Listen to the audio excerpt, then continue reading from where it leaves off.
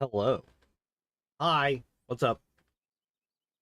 Um, it's Saturday. And we're kind of sort of on time. For the first time in a week, I woke up in time to actually go live. So, here we are. It's Judgment Day. And we're here. We're going to be looking at Cephal Lorentus starting up. We're going to be looking at this guy right here, Cephal Lorentus, who's just a wizard, just a basic wizard. We're going to be looking at this guy, Gekkor, the Herald caller. And I think the last one, I don't remember who the last one was. Who is the last one?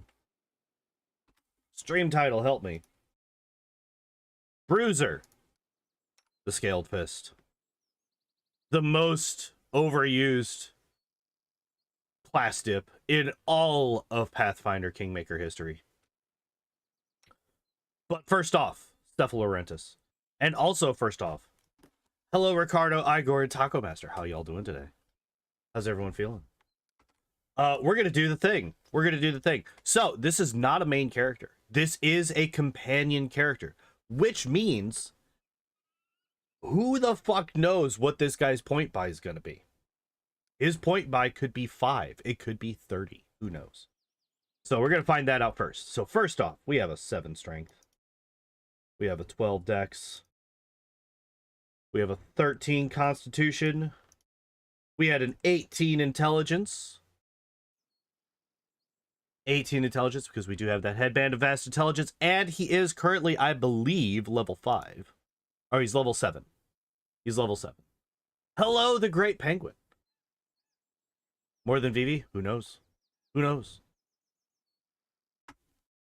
We have a 13 wisdom and an 11 charisma. Wait a second.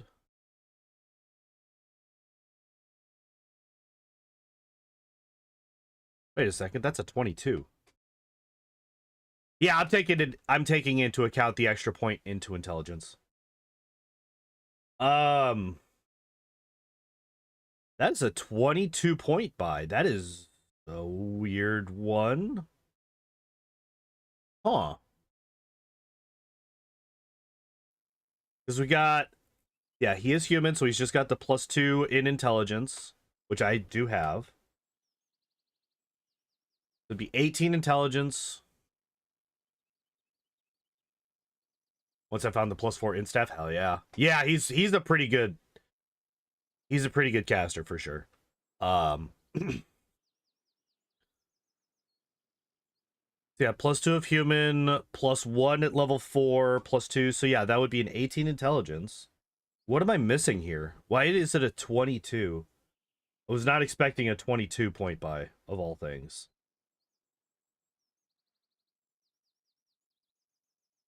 Huh. I mean, I guess that's just what he is. He's a 22 point buy. So, like, halfway in between what you would get as a mercenary. He's no Ember, but you take what you can get. This is true. This is very true. So I guess he's like halfway between a main character, which is 25, and a mercenary, which is 20. So I guess that's fine. We are also going to have to respec him because I have already leveled him a few levels. He is level 7. So let's do that. Oh, hell. Because I only have my character with me right now. Also, my character is naked for some reason. I don't know why that. I have no idea. I just noticed that. I have no idea why that's a thing. Is that because I respect him? Why can I not wear anything? All right, we're gonna... Oh, it's because I respect him and I didn't give him a level. I didn't give him a level, so it's just like all fucked up. All right, so we're just gonna do the thing. I don't even know. Inquisitor, sure, why not? Actually, we are gonna be a fighter. That way I know for a fact that I can actually just do the thing. Just get him dressed. That's basic. That's all we're trying to do. We're trying to get him to level 1 so we can get him dressed. He's very alert, and he can fight while he's blinded. He's aggressive. His name is number 1, and he's neutral evil. There we go. All right, we don't need any of the rest of this stuff. We just need to... Hey, look at that. He has clothes.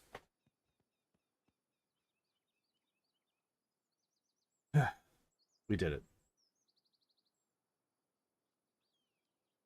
Wait. Okay. Hot naked tieflings in your area. TOS, oh god. Wasn't at 18 int, but 19. He was at 19 after the level 4 point, right? Because he's Cephal is level 7. So he is level 7, so he has 1 extra point in intelligence from that. From the level 4 boost. That's where that extra one is.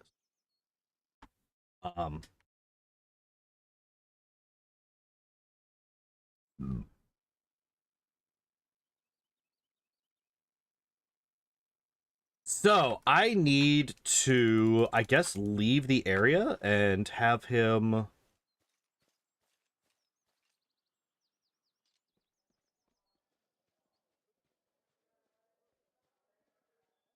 go with me?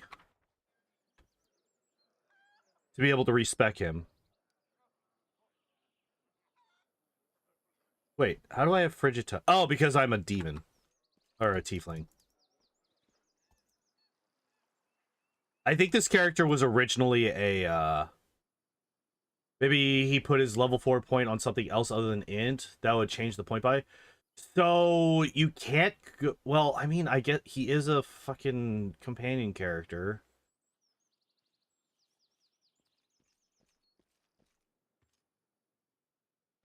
How do I get out of here? I gotta go. How do I leave? Report the results. Oh my god, we did the thing. Okay, apparently I have to fucking leave. They don't care what any of you have to say here. Int 19, Wisdom 13, Charisma 11.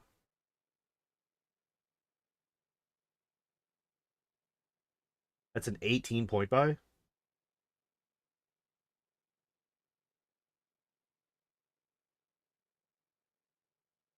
That's 22.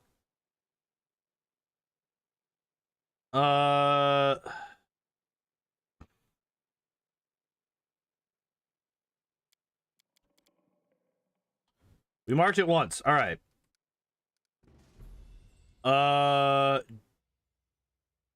John and Shelby, I need you guys to stay behind. I need to bring Bruiser with us.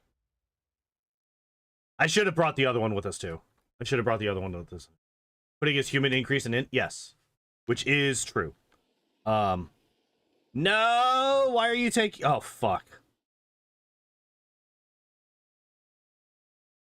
Oh, God. Shut up. I remember this. I remember you can't just skip their dialogue. They have to speak forever. Yeah, his human bonus is an intelligence.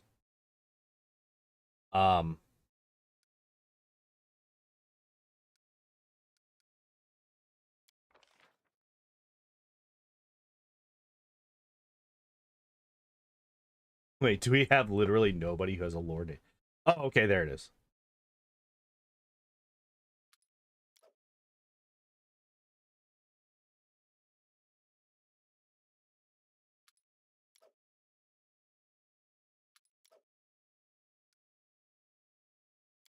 Fuck it. Doesn't really matter.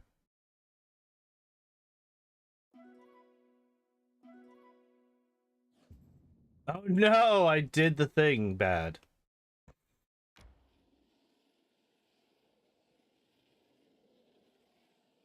I'm going to be incredibly upset. I'm not using rations. I don't have any rations to use. I had 0 rations.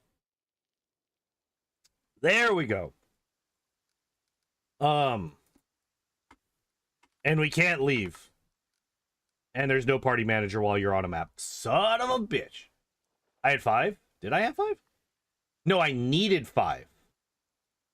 I needed 5. I don't have any rations. Yeah. Yeah, I needed 5 rations. I did not have 5 rations. All right, so first off, now that we can actually get to this guy,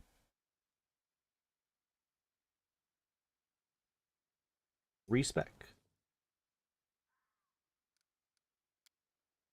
Oh, fucking Christ. Are you kidding me? Why is it like that? I just want to be able to respec him normally.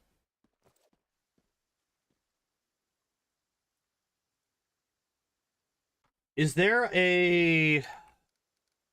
Okay, I'm going to make a quick save just in case that's not a thing. Is there... Oh, fucking Christ. Autosaves. I forgot about autosaves. Get these out of here. Varnhold autos. There we go. Read that incorrectly. Yeah, it's not a thing that we usually have to worry about. There's no trainers in this DLC. Fuck. Oh, that sucks. Okay, do I have like an early save?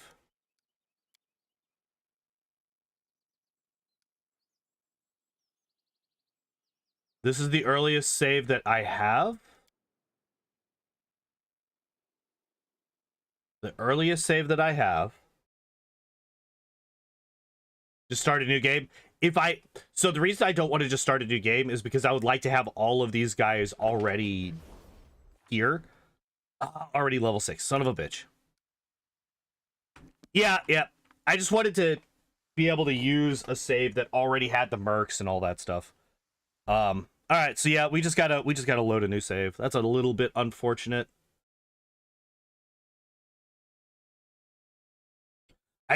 I always forget that fucking mod is just like, no, you get to remake the entire character as you wish. It's like, no. I just want to be able to respec him. Normal, doesn't matter. I'm Arno, I guess. Sure, why not? I am confident and I am true neutral. Load pre-made build, because I don't give a fuck. Do not care about this guy whatsoever. All right, so we're gonna look. So we gotta wait through this cutscene. I hope it's quick. And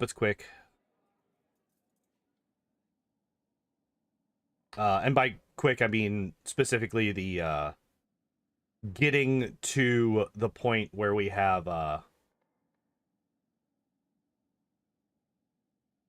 install mods on Kingmaker. Yeah, I mean, like, for the majority of people, I'm sure it's like really good, right?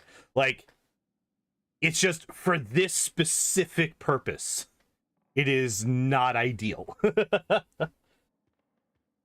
Right? It's like, I want to have this character specifically back to base. I don't want to be able to customize him at all. I want him to be as he is back to base. Which is just... is what it is. It's fine. Well, since we have a second... we got a couple of people in here already. I will mention, next week, I don't have to work. I am off work all next week because it's my birthday week. And on Tuesday, we're going to be doing something a little bit different than what we normally do. We are going to be doing trolley problems all day on Tuesday. Well, for as long as it takes to get through them all. There is a website, neil.fun, I think is the website, neil.fun. It's got a whole bunch of other stuff, but we don't care about all the other stuff. We are going to be focusing on the absurd trolley problem. Little game, I guess you could call it, that it has on that website, where it just has a whole bunch of permutations of the trolley problem. If you don't know what the trolley problem is, it is like level 1 ethics. It's like one of the most basic ethics questions, and it is quite simple. It is, you have a lever in front of you, and in front of that lever, there is a train track, and there is a train or a trolley coming down the train track.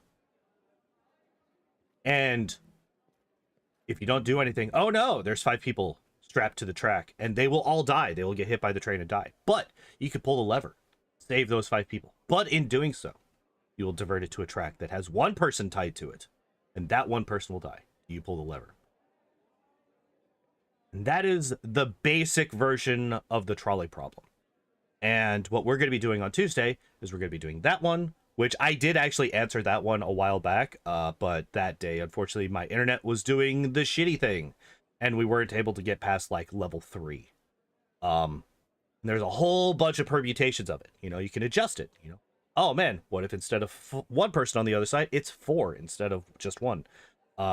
What if, you know, it's 5 lobsters versus 1 cat? I remember that that's one of the ones that's on there. And a whole bunch of stuff like that. So we're going to be going through all of those on Tuesday. We're going to be delving deep into, I guess, my own ethical system. So that'll be fun. What are you arguing about? Oh my god, Magar is right, I guess. Must be cautious. Password game is based. I've tried that. I tried that once the other day. Fuck that.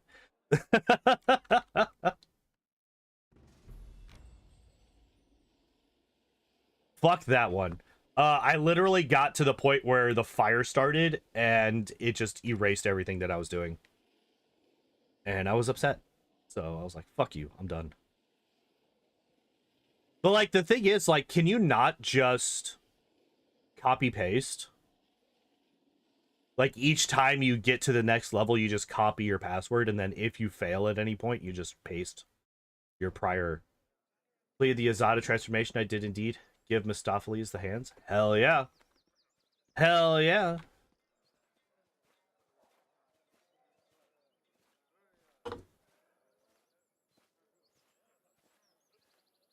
I don't know if I've ever gone fully into Azada in any of my Wrath playthroughs. Because I would go Azada in the speedrun.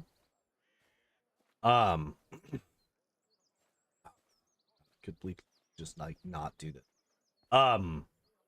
But I wouldn't do the Azada quests, so we would never get fully transformed. I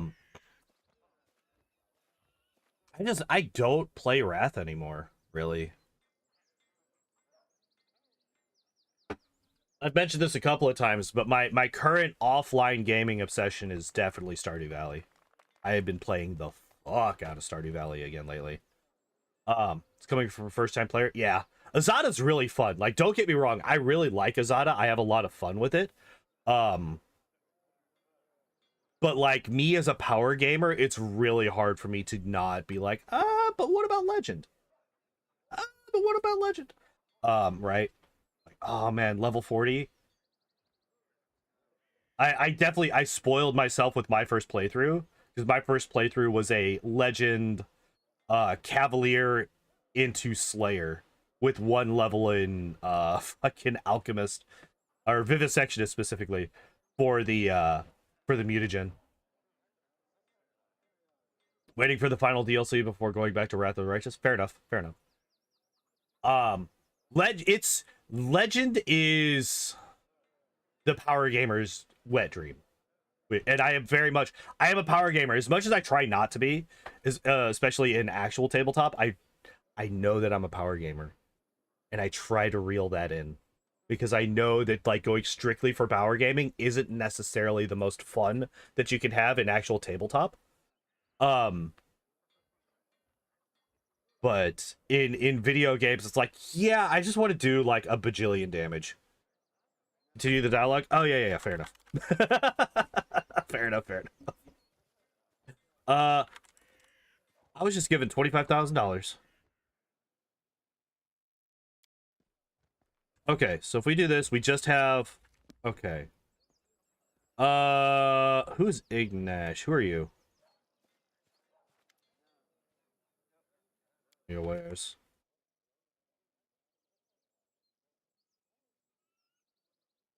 Okay, so you have a lot of stuff.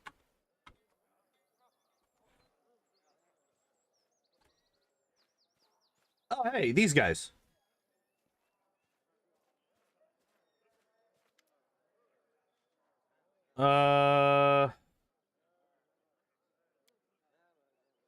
Yes. Okay, good. Yeah. We got the 3 guys. All right, we're good to go. Oh, we need to fucking, oh Jesus. Oh God. Oh Jesus. Okay. Uh, but yeah, I think the highlight of my first playthrough of Wrath of the Righteous was when I one-shot Dascari.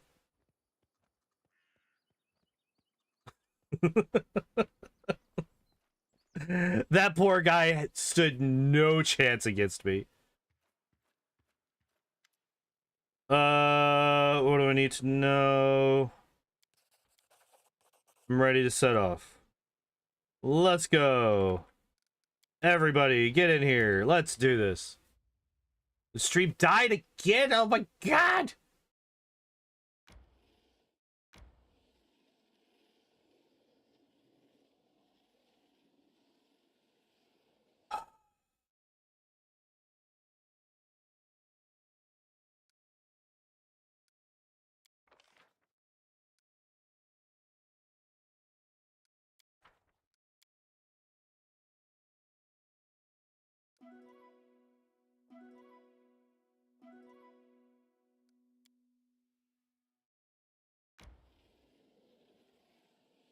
Well,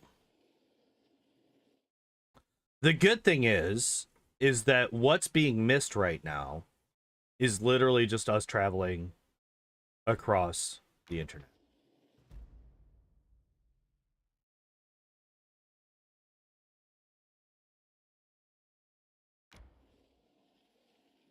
What the fuck? Just go to the place. All right.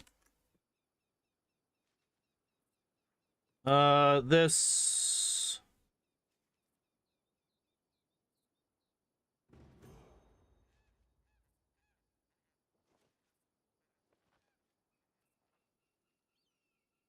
All right. Oh yeah, we could take. Okay, so let's not take a look at that.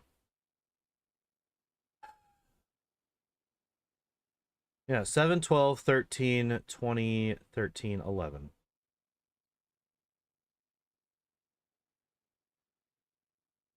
All right. So we are just ready and waiting for my internet to figure itself out, and then we can go. We just gotta wait. We just gotta wait for the internet to not be fucking stupid. You know, it's really fun. You know, it's really fun. You know, it's really fun. It's really fun that I have these issues. There's nothing I could do about it. There's literally nothing I can do about it. I have tried every single fix that I can find online. I have tried every single fix that I can think of, which isn't that much. I don't know that much about internet stuffs. And none of them have worked. This is literally just my internet being fucking shitty. Let's see. Let's go. Troubleshoot problems. Let's see what the Windows Internet Troubleshooter says. Couldn't identify the problem. Oh, thank you so very much. You're so useful. It's so useful when it does this.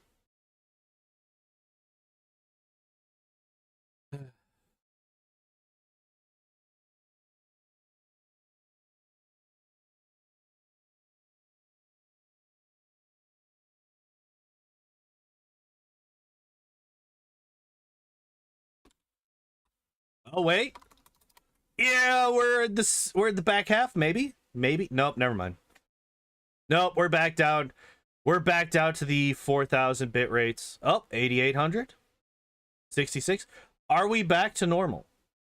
Nope, 10K. 10K, 8,500. Still at 1 bar on the internet connection bits. Okay, it's catching back up. We should be back momentarily. Okay. Should be back in a moment. Hopefully.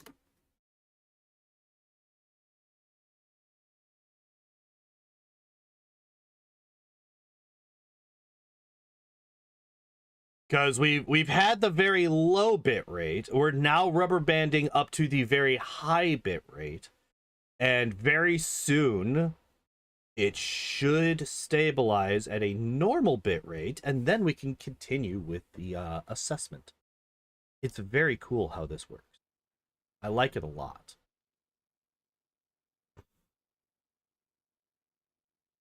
And as of yesterday, it is confirmed that people cannot actually see what I'm talking about right now. Despite the fact that my bitrate is way higher than is necessary to have a consistent stream.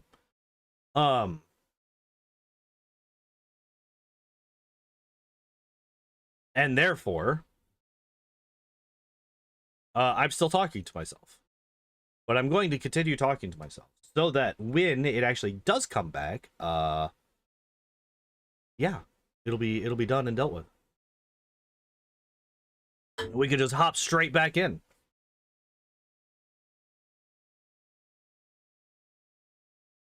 Why is it taking so long? Just fucking get back to the thing. Oh, wait, 77? Hey, looks like we might be back. Looks like we might be back. All right, everybody. Everyone refresh to get back to get rid of any delays. There we go. Everyone refresh. Get rid of any delays. Get back to normal because we're here. We did it. All right. So we now have a wizard to look at. So actually, I've decided that the first thing we're going to look at what spells this man has picked. We're going to look at what spells he's picked. So level 1 spells, we got Snowball, we got Summon Monster 1, Mage Armor, Burning Hands, Magic Missile, Shield, Enlarge Person, Protection from Alignment, Cause Fear, and... wow, that's a fucking delay. Expeditious Retreat. Cephal or Nenio? Probably Nenio. Honestly, I think that she's probably... actually, I would go so far as to say... I'm not even talking about that. I'm just talking about strictly usefulness. I think that Nenio has better spellcasting stats, and I think that she's just a better wizard in general. Despite the really terrible fucking archetype that she was given. I kind of like most of his level 1 spells. I'm not a huge fan of Protection from Alignment. It just gives the deflection bonus, right? Yeah. It does also give a resistance bonus on saves.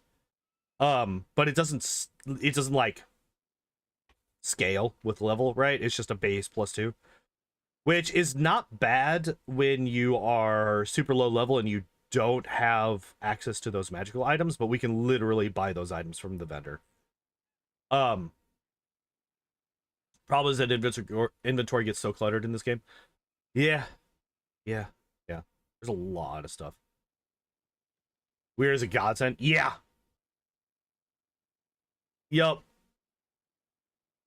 Yeah, Nenio with weird. I used Nenio in my original playthrough of Wrath of the Righteous, and I did not use that at all. Did not have any idea how useful that would be.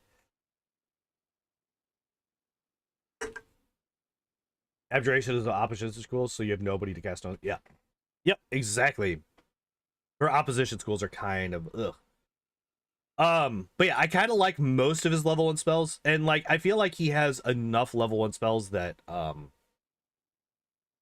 getting like Protection from Alignment and Cause Fear, which I'm not a huge fan of Cause Fear because I do not like using the frightened status. Useful girl can cast Stone Skin Communal, not when she's fucking dead. Not when she's dead.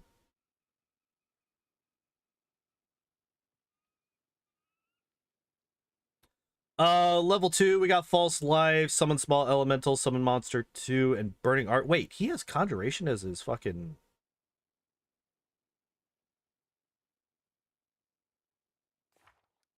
he has Conjuration as his fucking...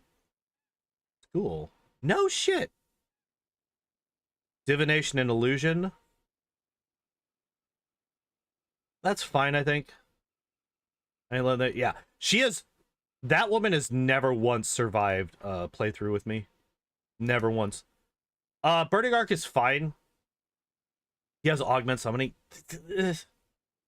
Well, I don't know what the conjuration abilities, like the conjuration specialist abilities are, so I'll have to take a look at that. He has another summoner. There's so many summoners in these games. There's so many summoners in these games. Summon monster 3 at Fireball. That's also fine. Okay, let's take a look. What does this actually give? Summon Charm whenever you cast a conjuration. Increases duration by a number of rounds equal to half your wizard level. Minimum 1. This increase is not doubled by extend. Standard action. You can unleash an S dart. Yeah, that doesn't matter.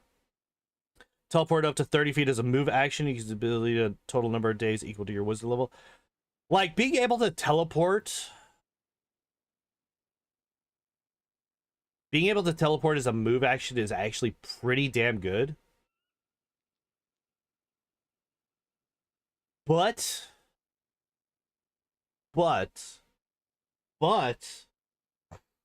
if you position your characters correctly the first time, you don't really need it, right? Like, dimensional steps are good if...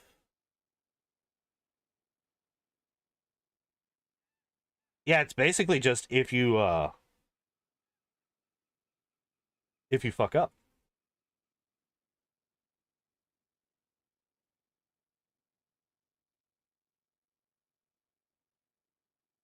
An acid dart.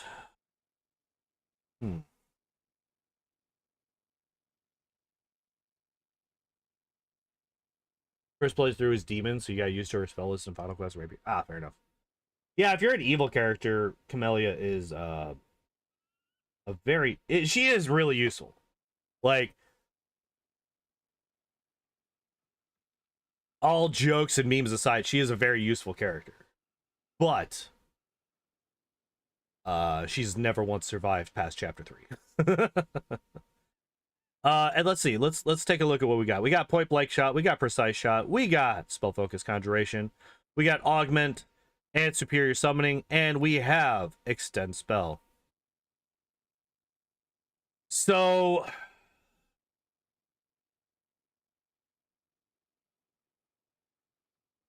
is this trying to be like...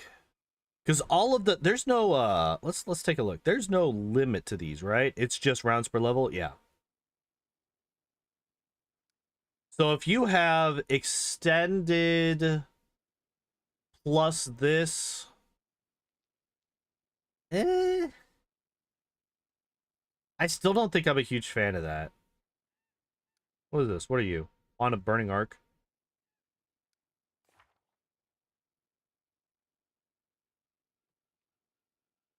Just have like a pack of wolves following you around for like 12 to 15 rounds. Wendu is way better than the mid shaman.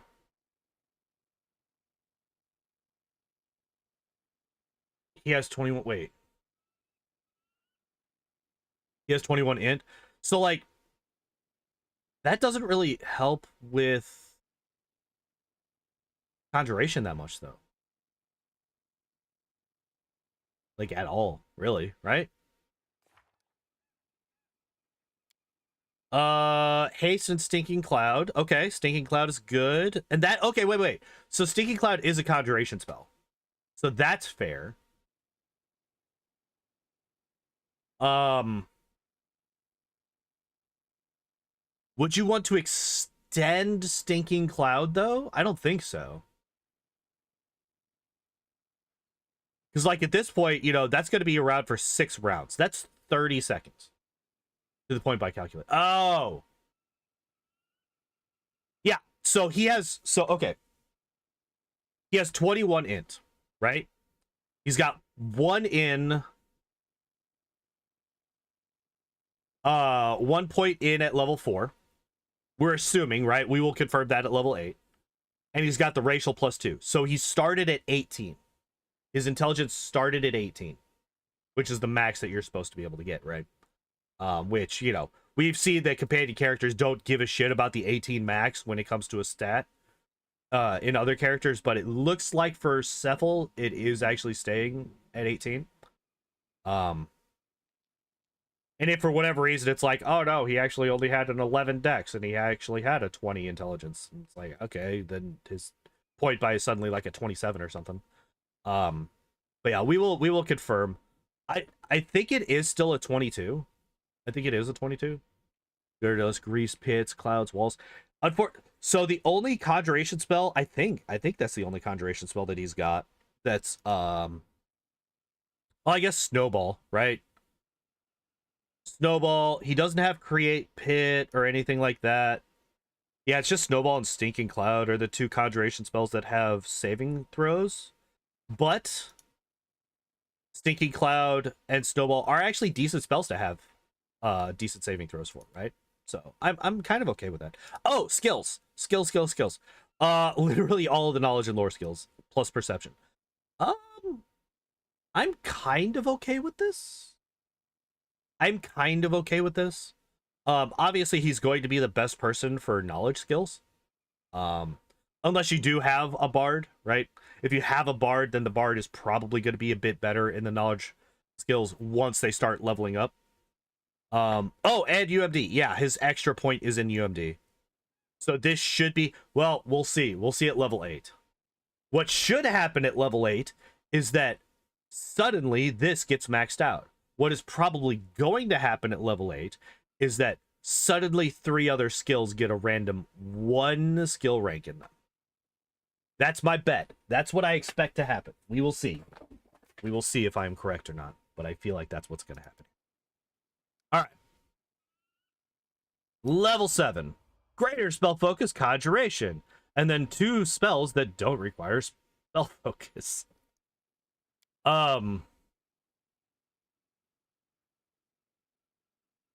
Like, if he had taken Touch of Slime...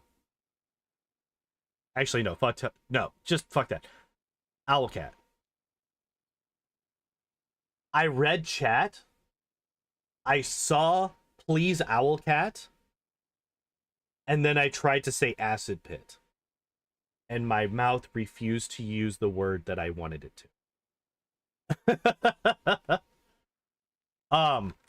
Wait. You guys know if any extra mythic oh yeah. Yeah, only ranks 1 and 2. Only ranks 1 and 2 stay.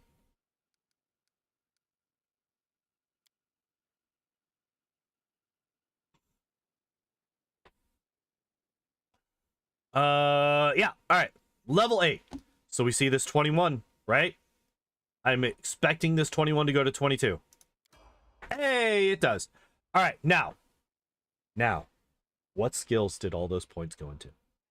We just got a bunch of extra skill ranks. Where did they go? Also, we got Stone Skin and Dimension. Oh, kitten. We got Stone Skin and Dimension Door as our spells. Let's see what we got. Hey, look at that. Mobility, stealth, persuasion. Yep. Man, it's almost like I know how Owlcat does it. The right side spoiled it. I wasn't looking there, so I didn't notice.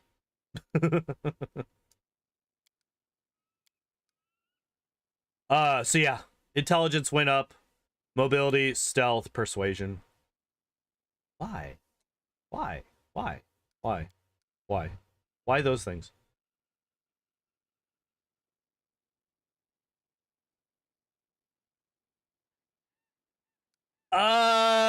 Dimension Door as well as Dimensional like, I know that Dimension Door you can take extra people with you, whereas Dimensional Steps it's only you, right?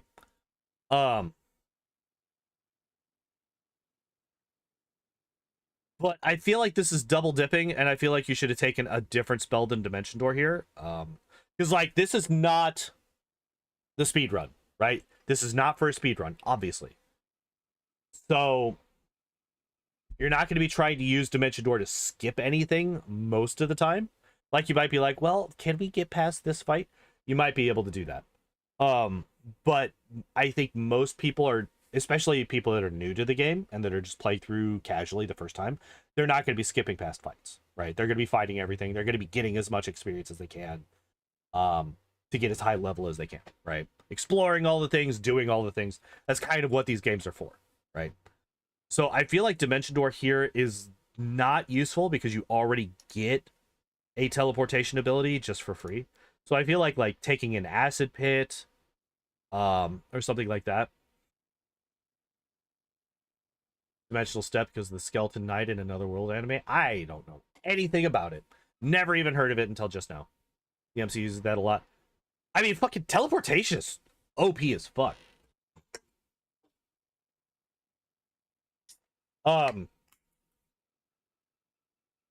Right, yeah. No. I get that, Igor, and I was talking about that. Like the only there is the difference that Dimension Door is a group, whereas Dimensional Steps is solo. But how often are you going to be using that as a group teleport in a casual first playthrough of the game?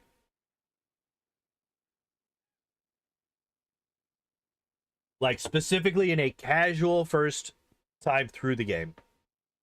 How many times are you going to be using a group teleport? Also completed Treasure of the Midnight Isles. Hell yeah. So Treasure of the Midnight Isles, Great Penguin. If you play through that in the story, like in the actual campaign, it is so much better if you play it from the roguelike version. The roguelike version of the Midnight Isles DLC is so much better. And I highly recommend. I actually stopped playing through the Midnight Isles in my most recent campaign playthrough of the game because I got bored with it. But I absolutely love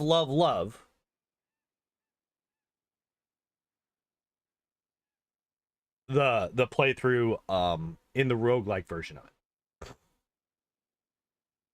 Working on roguelike the mode? Hell yeah.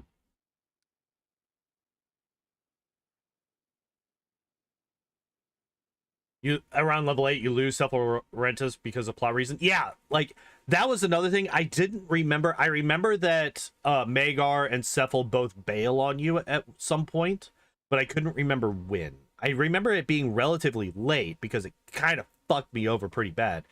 But yeah, I do remember that being a thing. Level 9, we got Code of Cold, very good spell. Summon Monster 5, okay. And Toughness. First Magar, then Cephal. Okay. Oh yeah, doesn't Magar like walk through a portal like an idiot? He's like wanders through a portal and he's like, oh my god, I gotta go through this thing because this is definitely not a trap. And then he just gets fucking split off from the rest of the party.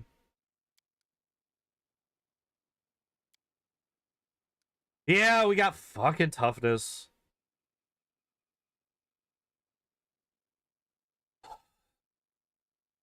He goes back to Varnhold. He thinks he's going back to Varnhold. Or are you talking about Magar? Cephal. I think Cephal actually does go back to Varnhold, whereas Magar thinks he's going back to Varnhold when he walks through the fucking random portal in the Fae. It's fine. It's fine. Magar's just an idiot. He's just stupid. What would I take on this guy outside of... I mean, Spell Pen and Greater Spell Pen would be really good. I guess he's been focusing on Conjuration a whole lot, and Conjuration doesn't require spell penetration, right? Like, that's the big thing about Conjuration spells, is that they don't give a damn about spell resistance. So that's fair enough. Cephal goes back to Varnhold for reinforcements, then he gets mind controlled by Mordecai. Does he get mind controlled or does he get zombified? Because I know he's an undead when you fight him in the main campaign. Doesn't Cephal turn undead by the time? Yes. Yeah, by the time you get to Mordecai's tomb in the main campaign, Cephal is an undead. When you kill him, you get that +4 intelligence staff that was talked about earlier in chat. All right, level 10. Meta Magic Quicken. All right, I hate this. I hate this. Distinction without a difference. He is loyal to him. Well, I mean, being alive versus being dead, I feel like is a pretty big difference. But no, like, in terms of him being an antagonistic force, I can see what you mean, but saying, well, mind control versus zombie.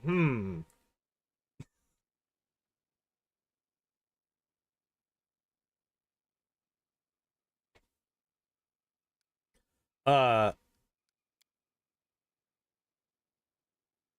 oh yeah, we're level 10. Dialogue is all about his master. Yeah. So I've mentioned this over and over and over. Over and over and over and over and over again. I hate Quicken Spell. I hate Quicken Spell in these games. In these games. And in real time. Two caveats. Love Quicken Spell. I think it's really, really good in turn-based or in actual tabletop. In real time, fuck these games. Did you get the No Ballista achievement in the Nahindri fight because I didn't know what they were? Wait.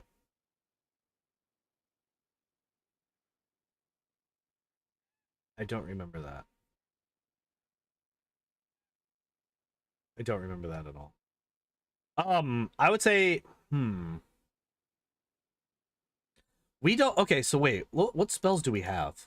And granted that he is a wizard, so we can't just learn other spells. But how many spells does he have? They're just strictly damaging spells. He's got like magic missiles, burning hands, burning arc, fireball. Doesn't have any strictly damaging spells at level 4. He's got cloud kill at level 5. So like empower and maximize aren't really that useful. I feel like this should be spell pen and greater spell pen. Like I said, spell pen instead of toughness, greater spell pen instead of meta magic quicken.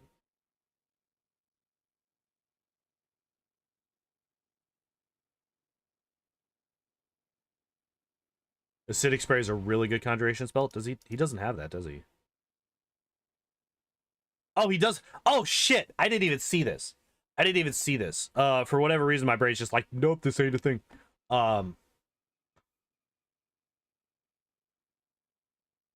It's not an abjuration spell. Abjuration really lacked more versatility. Fair enough. Arms from your outstretched hand, dealing 1d6 points of acid damage per caster level, maximum 15d6 to each creature within this area. As it continues to burn for 1 round, at the end of this round, every creature that's failed their saving throw takes another 1d6 per 2 caster levels, maximum 7d6. So those would be 10d6 and 5. It's not bad. It's not bad at all, honestly. That's like pretty good. That's like pretty good, actually.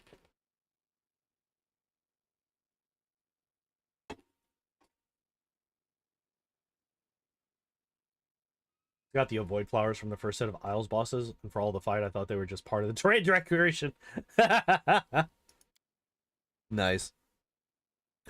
Okay, so as of this level here, I think that for the most part, this build is fine if you're going for a summoner conjuration build. And like the spells that this guy gets, he actually gets a lot of very good conjuration spells, right? He's got a good mix of CC with Stinking Cloud, actual damage with Acidic Spraying and Cloud Kill, and like just straight up killing with Cloud Kill. And a lot of summoning spells. And he also has good non-conjuration spells as well, right? He's got Burning Arc. Actually, one thing that I just realized, he has Point Blank and Precise Shot, but he doesn't have any ray spells. I'm actually kind of surprised by that. I kind of figured if he's got Point Blank Precise Shot, he would have, I mean, I guess he's got Snowball. But I feel like Scorching Ray would be better here than Burning Arc. His dart. Oh, the dart. Yep. The dart and Snowball. But like, how good is the dart again? 1d6 plus 1 for every, so that's 1d6 plus 5. That's like kind of shit. It's like kind of shit. It's like slightly better. Yeah, but that's like slightly better than a single hit from fucking Magic Missile. Like, let's be honest here. That is a single hit from Magic Missile. More often than not, right? How often... Well, no, not true. Not true. A max roll Magic Missile is going to be a min roll from a level 10 Acid Dart. But like but if you're talking about all three, also it doesn't need spell pren. But Magic Missile doesn't need an attack roll. So I mean they do different things. Like basically, I would say, you know, if you're going against something that has a very high spell resistance but very low touch AC, yeah, go for Acid Dart. But if you're going for a high AC but low or no spell resistance, go for Magic Missile kind of thing. But like this is one of those things that you use when you're out of most other things, right? Like this isn't going to be your go-to. You're going to be using Cloud Kill or Acid Spray or Stinking Cloud. You can hit the Will-O-Wisp with the dart.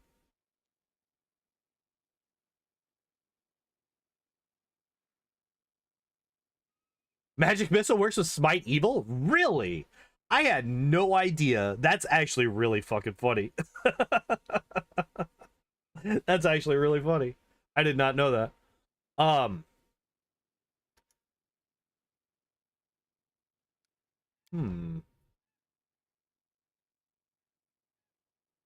Like that's minimum 5, maximum 11 damage right now at level 10. And like Acid Spray. Yeah, it's reflex half, so 15d6. So 20 damage into over 130. Jesus, that's insane. So if this is minimum damage, right? We could do minimum damage with this.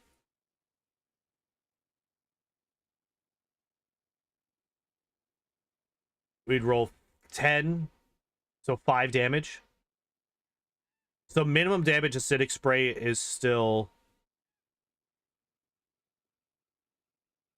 Well, it's also minimum damage for the Acid Dart, funnily enough. Spamming bolstered Magic Missile when she's out of illusion stuff. Fair enough. Magic Missile is really good as like a spammer spell. Especially for Nenio, who's going to have a shit ton of level 1 spell slots, right?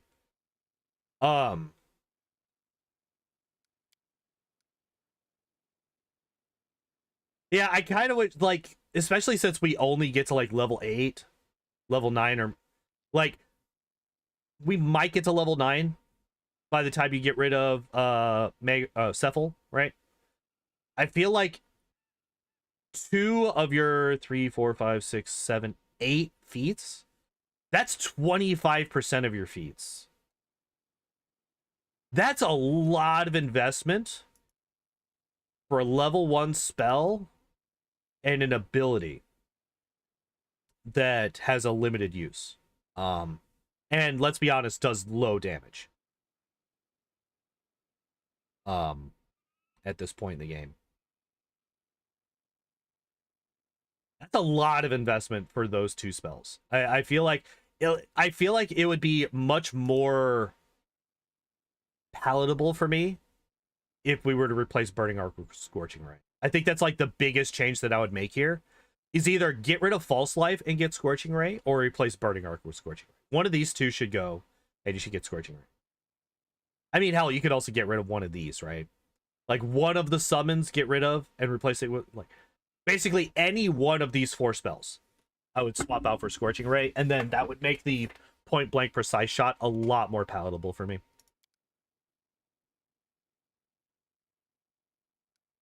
But yeah, okay, so this is like the max that we're gonna see on this guy in the actual playthrough, right? Because you get to like maybe level 9 or 10, And as this guy leaves early, you're probably not even going to get him to that level. But we're going to find out what else he gets. So let's keep going. Level 11, we get combat casting for when you decide to not use your level 8 ability that you have 11 uses per day of. I guess. Wait, why would you get this on a conjuration caster? Wait, no, this is fucking stupid. This is really dumb. This is really dumb. This man has 11 uses per day, a move action teleport, which I believe should not provoke attacks of opportunity. This should not provoke attacks of opportunity. So you have a free get out of melee card 11 times per day. You should never take combat casting on this man. Never once should you ever take combat casting on this man.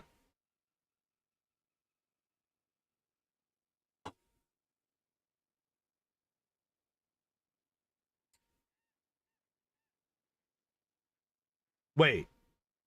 It is safe? Okay. Yeah. Taking combat casting is fucking stupid. Don't do it. Don't do it. Wait, why did you take a level 5 and a level 6? Excuse me? Why did you take a level 5 and a level 6? That's really stupid. Why would you not take Acid Flood? Why would you not take Chains of Light? These are really good spells. These are really good spells. Why would you only take one level 6? Oh my fucking god. Immediately. At level 11, immediately the build falls apart. Immediately the build falls apart at level 11. What is this nonsense? Chains of Light is yeah. Chains of Light is really good, and especially for somebody who is going for a conjuration build. Like, this man has focused so much on conjuration, and yet he gets, oh, summon large elemental. No, fuck them elementals. Get that shit out of here. Get you some Chains of Light or some Acid Fog. You're trusting Owlcat to make good builds? No, I am not. That's the whole point of this entire 30-plus episode series, is because I don't trust Owlcat to make good builds. You're never going to see his level 11 auto build. Well, we're going to judge it regardless. And this is trash. Immediate 0 out of 10 game, uninstall, leave a bad review on Steam, and report them to the FAA.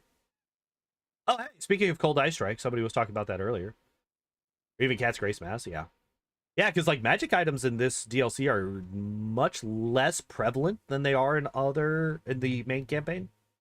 You get, like, very few of them, if I remember correctly. Like, I've only ever gone through this once. I've only ever gone through this campaign once, ever. So I don't remember a lot of the details of it. I kind of like both of these spells, though. Chain Lightning and Cold Ice Strike. Although, they're both evocation, and you still don't have, like, a good conjuration level 6 non-summoning spell. Still uses Cold Ice Strike. I mean, it is a swift action. It is a swift action spell.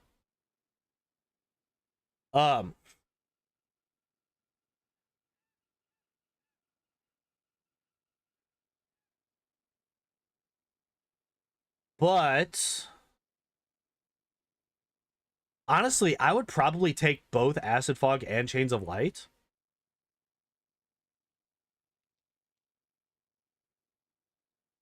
I would probably get both of these over Chain Lightning Cold Ice.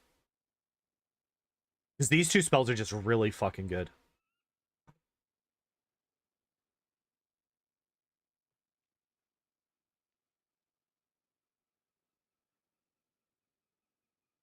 Like, Acid Fog is just so good. Acid Fog is so good. Chains of Light is also so good. Like, I normally don't get Chains of Light in my own playthroughs, but that's because I'm not focusing on Conjuration. I don't have greater spell focus Conjuration to boost the save DC of this. I'm not a Conjuration spellcaster. I don't have any of these things. I need to solve a puzzle to get it, though. That's the only problem. I mean, like, but if you're going through the game casually, you're going to be trying all the puzzles at the very least, right? Like, why would you play one of these games if you're not going to be playing all the puzzles and doing all of the things? Or at least as much of it as you can.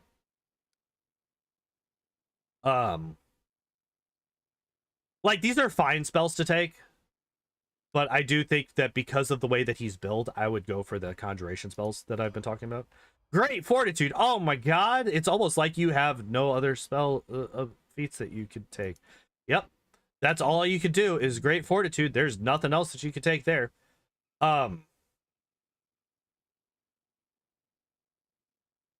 then, so they're just one level behind on fucking... They have just decided, nope, we're just gonna be one. We're only gonna get one of the new level spells that we're getting. Level 13, you could get 2 level 7 spells, but nope, we're gonna get Summon Monster 7 and Summon Huge Elemental. So you don't need both of the summoning spells for every level? Just throwing that out there. Just throwing it out there. It is... I am of the opinion... What if he's taking the feats his undead version has? I'm still gonna judge him as if he's not, and I think that that's really stupid because he could still be taking spell penetration. Still does not have spell penetration, and especially since he just took 2 evocation spells. Especially since last level he took 2 evocation spells that require going up against spell resistance. Should be getting spell penetration. So what does Joyful Rapture do? All allies are freed from any emotion effects. Here's 1d4 points of intelligence, wisdom, and charisma damage to all allies. Actually, I think Joyful Rapture is probably not as good. Caustic Eruption is an evocation spell with instant experience conjuration. Fair enough. But got this right here. Legendary Proportions. The fact that we don't take this as one of our first level 7 spells is trash. And by first level 7 spells, I mean literally the instant we get access to level 7 spells. This is immediately the most, like, the best buff spell. Yeah, that is actually really weird that, like, one of the highest level acid spells is not Conjuration. It's actually kind of really weird. Also, Great Fortitude. Yeah, I already talked about that. Great Fortitude is trash. Oh, hey, there's Legendary Proportions. All right, so that's fine at least. At least they're getting Legendary Proportions eventually. But now, we get Finger of Death, which makes sense for his character, right? Like, Cephal Lorentus is an evil motherfucker. He's like, no, you fucking die. But what this means is, at level 15, when we should be getting 2 level 8 spells, we're going to be getting Summon Monster 8 and Summon Greater Elemental. That's what we're getting at level 15. That's what's happening. What we're going to get. I already know. Love throwing acid at my enemies. That spell really ruins the build, especially if you're a Thessalonian wizard. I don't even know what that means. Wait. They skipped it. They skipped it. Oh my god. They actually got 2 level 8 spells. Look at that. And what we get? Spell penetration and maximize spell. Okay. So we have a lot more spells now. We have a lot more spells now that are doing damage, like actual hit point damage. And we have spell slots. As Wizard Architect gives you 1 extra school slot, but totally blocks opposition schools. Oh, interesting. Elder Elementals are good. I'm sure they are. I'm just very excited that they actually picked 2 level 8 spells. So yeah, maximize is a +3. So we can get up to level 5 spells maximized. So that means that our acidic spray can be maximized now, which is pretty damn good. Pretty damn good. Especially since, like, these I don't think you're going to be spamming these. Now, I don't remember how many level 8 spells we have. We could actually find that out. How many level 8 spells we got? 1. But that's before our... That is before our intelligence modifier, right? You can maximize summons. You can maximize summons because then that guarantees the highest number of the summons that you're getting. This is true. I tend to think in terms of damage numbers, but like maximize technically works on mirror image, it works on summons as mentioned. Anything that has a randomized duration, which is a lot of like confusion effects, I think have a randomized duration. It's like for 1d4 rounds or something like that, right?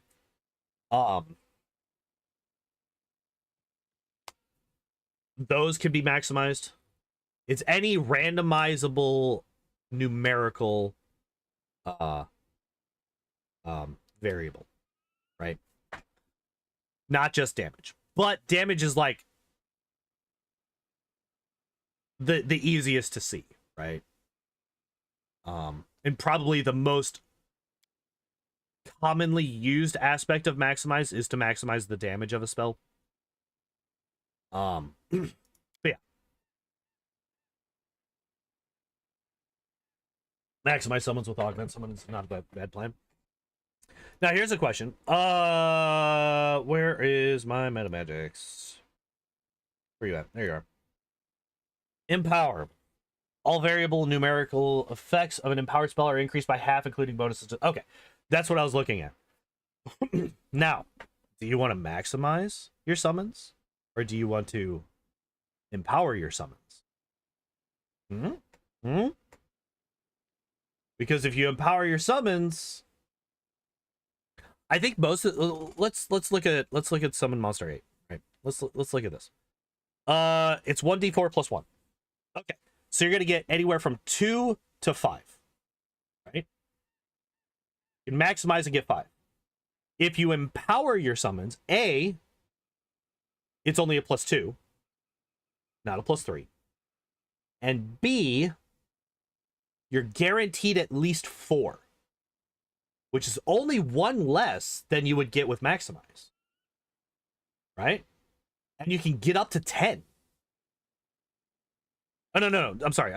Wait, it's not by half.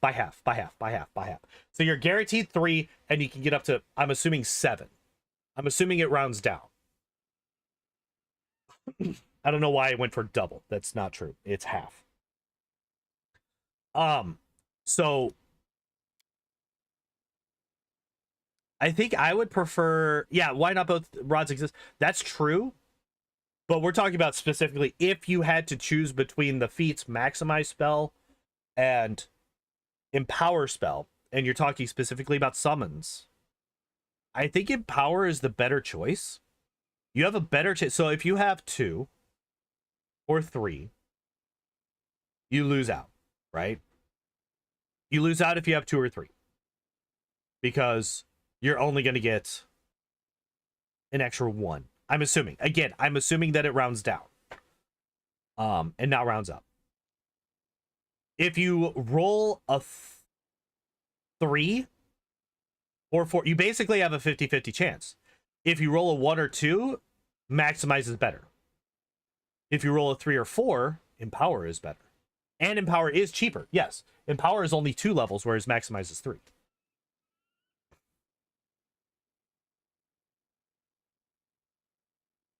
But one is +1 level and the other is +2. Yeah.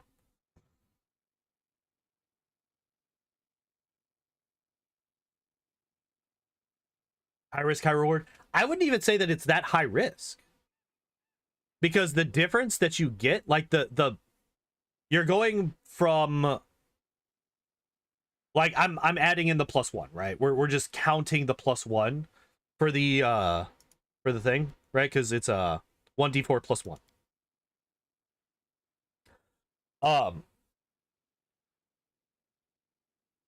And I think that's most of the summon monster spells is 1d4 +1. right? Yeah, 1d4 plus 1. 1d4 plus 1, or 1d3. But I'm also talking about the 1d4 ones, specifically here. You're looking at 3 versus 5.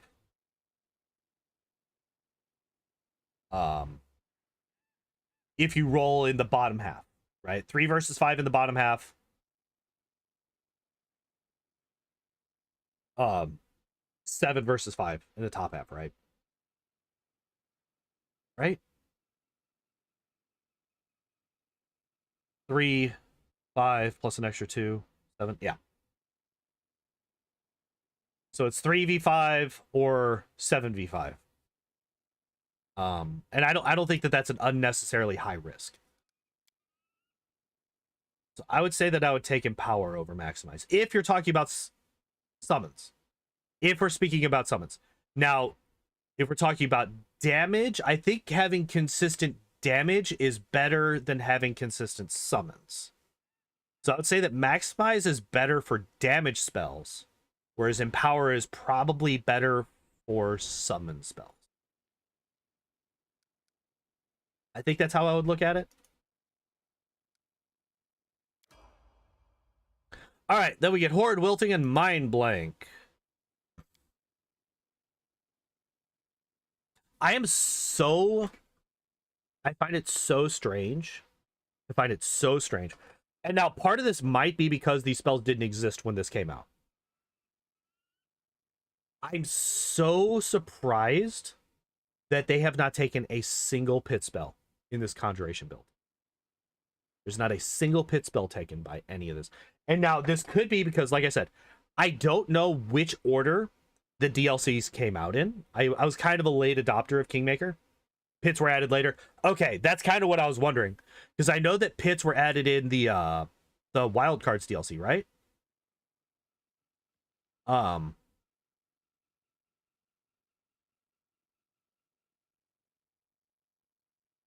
No, it's not the Wild Cards DLC. There's one of the DLCs. One of the DLCs added pits. It's not the Wild Cards because I have pits while I have the Wild Cards DLC disabled. So it's not that DLC. Okay, for the definitive edition, it wasn't even a DLC. Maybe. Well, let's see if a quick Google search. When did pit spells get introduced to Pathfinder Kingmaker? Yeah,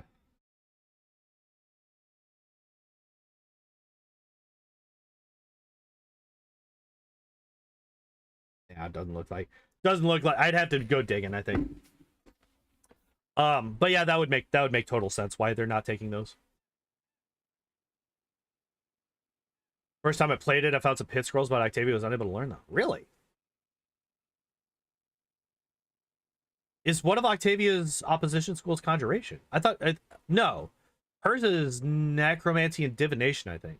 So that shouldn't be an might have just been a bug. Probably just a bug. There's no this game has no bugs or glitches in it whatsoever.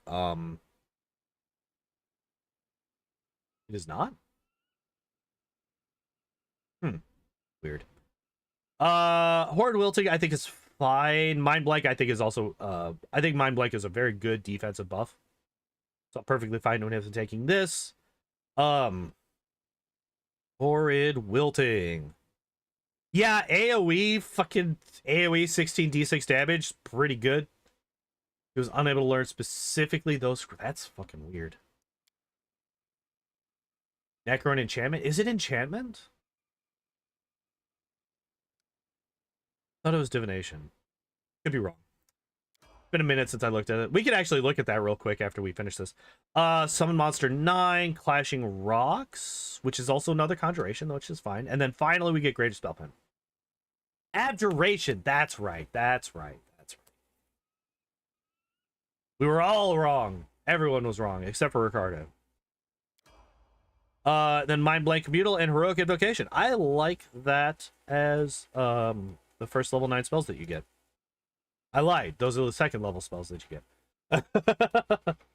I remember necromancy because I was like, oh yeah, that makes total sense that Octavia would be very against necromancy. Um, a little bit unfortunate that we don't get Tsunami. I think Tsunami is incredibly powerful as a spell. Um,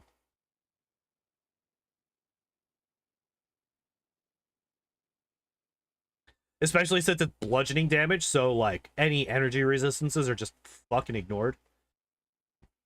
Granted, it would have to deal with DR if the person had DR bludgeoning or something like that, but why do Wizards hate Abjuration so much? Because they want to do that fucking damage. You want to do that fucking damage. That's why.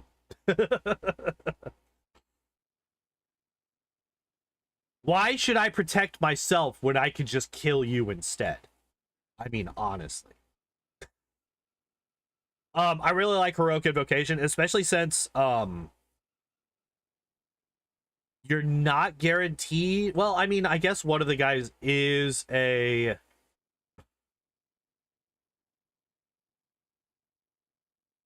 you do have a Cleric, and we're actually going to be looking at the Cleric next. So, but do Clerics have heroism? No, they do not. This guy also doesn't have heroism, right? Yeah. So we don't actually have heroism or greater heroism, which is actually something that I didn't even realize. I mean, it makes sense for him, right? Kind of, as like a RP thing.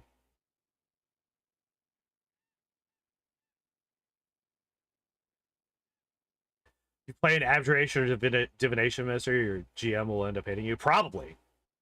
Watch the Cleric be a summoner again? Oh, dude, I'm sure it is. Every Cleric has been a summoner so far. Every Cleric class has been a summoner so far. Oh yeah, he's the Herald caller. He's actually just a summoner. That'll be fun. But yeah, I really like Heroic Invocation as a spell here.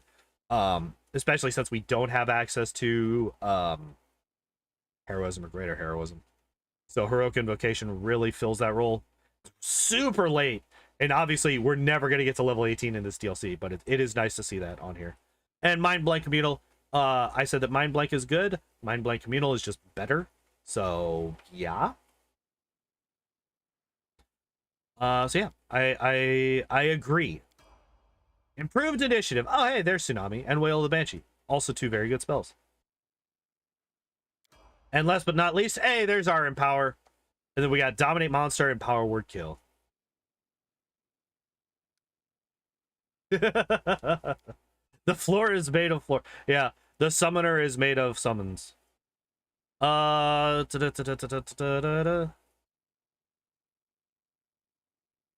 word power, the instant kills when creature of your choice, whether a creature can hear the word or not. Any creature that currently has 101 or more hit points is unaffected by power word kill. So my problem with power word kill, my problem with this spell is how often at level 20, hi buddy, are we going to be fighting somebody that's got less than 100 health? Or less than 101 health? God damn, that was a clump of fur. That was a big old clump of fur. You shedding? Yeah, I know you are.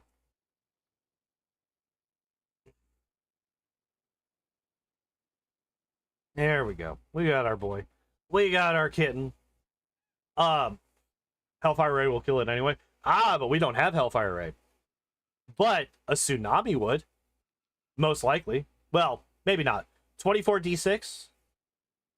24d6 is definitely not like it's actually unlikely to kill there, right? Because you would need to roll a 4. You would need to average somewhere between 4 and 5 on your d6s. Think about the roleplay? No! I refuse. I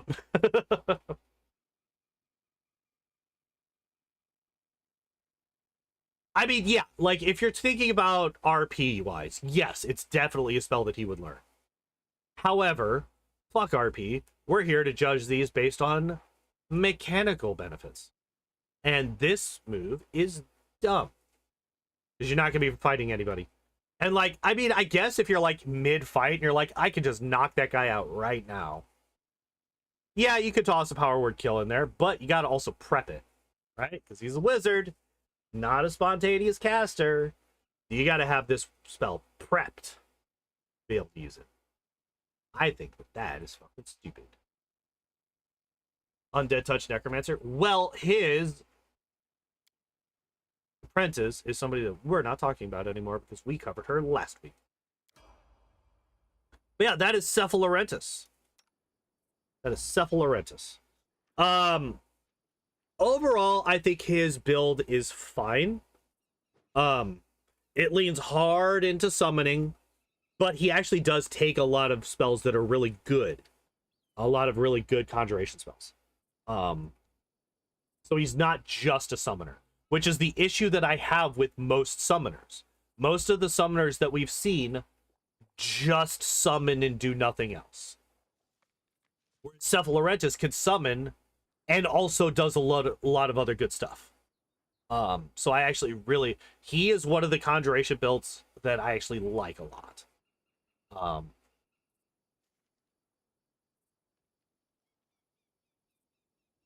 Although, now that I think about it, he still only has... Oh, no, wait. Figure of Death? That's a ray spell, right? Figure of Death is a ray spell. So, did we get up to three spells that take advantage of point blank precise shot? Yeah. So we got 3 whole things. 3 whole things that do that. All right. You, this nerd. All right, let's do this. He is a cleric, so we'll be done in like 20 minutes because he's a fucking cleric. He is level 6. Randall Park build? Yeah. I don't know who Randall Park is, actually. He's a dum-dum! They dumped his intelligence. Interesting. He is a mercenary, so I'm expecting a 20 point buy. But let's find out. Let's find out, right? So we got a 10 strength, because fuck it, I guess. 16 dex. What? Is it wisdom? Is it wisdom that has the... Could you tell me? Yeah. Okay, so we got a bonus to wisdom. We got a bonus to wisdom. All right. 10 con, 8 intelligence, 16 wisdom, 15 wisdom? Then 14 charisma. Yep, 20 point buy. Ow. Pause. I have many tiny sharp knives digging into my shoulder right now. But it looks like we have religion, perception, and persuasion as our 3 skills. Persuasion I think is fine. Right?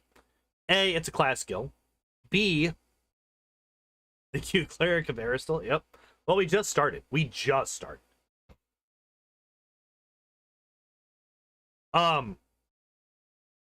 Persuasion is fine. It's class skill, and he's got a 14 charisma, so he doesn't have the worst charisma. Lore religion, he's a cleric, so yeah. And then perception, like I said, regardless of whether or not it's a class skill, if you're just gonna dump some random points into a skill and you're not gonna invest into something else, perception is definitely the one to just dump your extras in.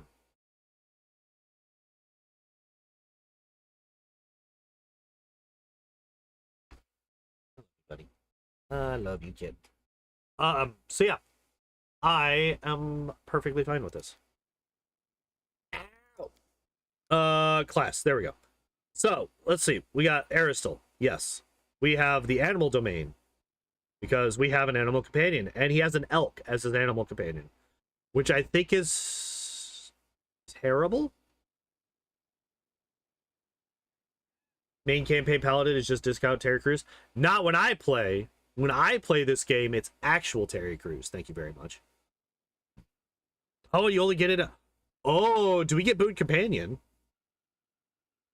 Do we get Boon Companion? Or wait, wait. Let's take a look at this. At 4th level, yep, gain access to this domain -3. So right now our animal companion is only treated as if it is a level 3 druid's companion. Fucking bad. Fucking bad. Alright, I'm gonna lean back a little bit so I can just let the kitten sit on my chest. And then we could just look over this. So, skill focus perception. Owlcat's hard though. Used one in an early attempt at Beneath the Stonelands. Does it? Okay. I'll take a look. I'll take a look at the elk real quick once we finish his build. Because it's not going to take very long to get through this. He basically just has his feats, and that's all he has to choose. So skill focus perception. Hi. Those are my glasses. Thanks, though. Getting skill focus in a non-class skill, I mean, I guess it gets rid of the penalty. Like, basically, this turned perception into a class skill. That's what this did. And then we get point blank precise shot. We get rapid shot. So we're just, like, going full-on Archer Man. I'm kind of okay with it. Although, if we were going full-on Archer Man, I would have preferred a bit higher strength. And maybe a bit less wisdom. Right? So we can get some extra damage on our bows. But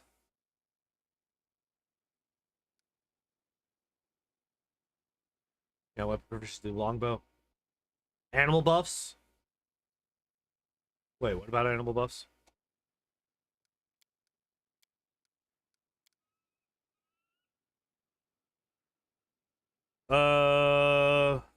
Magic Fang, hold animal, dominate animal, summon nature's ally.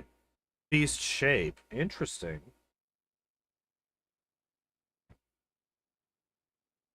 Depends on summoned allies to overcome her foes, which afford her little experience with the martial pursuits typical of other clerics. Narrow spiritual focus. Herald Caller can choose only one domain rather than normal 2, and she doesn't gain proficiency with medium armor or shield, so that's fair. For strength, that's true, but if you had, you know, a 14 strength, those animal buffs would still boost your strength, and it would make it even higher. Okay, so wait. Let me just check this. If we were to drop this down to 13 and drop this up to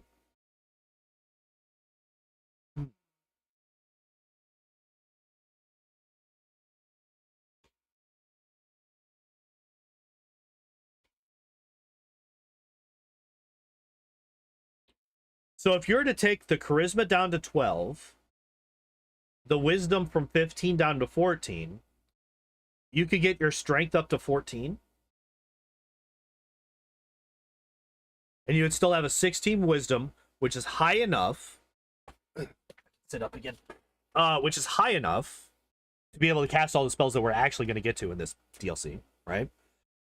While having a much higher strength to be able to use your longbow better.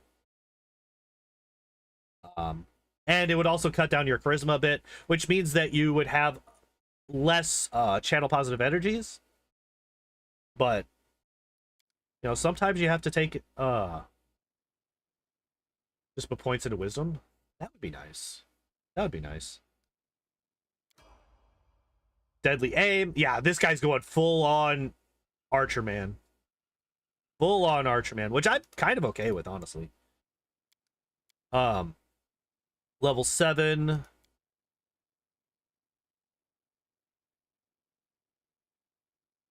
Assume that there's an ability not in the game. I'm assuming so. I've never seen it or heard about it. Numerous heralds. Superior summoning is a bonus feat. Oh, hey. Can summon more creatures. Each time you cast a summoning spell, add 1 to the total number of creatures summoned. Gotcha. And confirmed we are boosting wisdom. Yeah. Makes sense. Status from the tabletop. Yeah. I really like stuff like that, where it's like, this is a thing specific to this build, or this archetype, or this class, and it changes the way that your stats interact with basic aspects of the game. It's one of the reasons that I really wanted Land to be good, but unfortunately his archetype, outside of being able to use wisdom for attack and damage, it's trash. It's a really bad fucking archetype. I really do not like his archetype at all. It's so bad. It's like, we're gonna be an archer, but we're gonna make an archer archetype that fucking has anti-synergy with like half of the archer feats.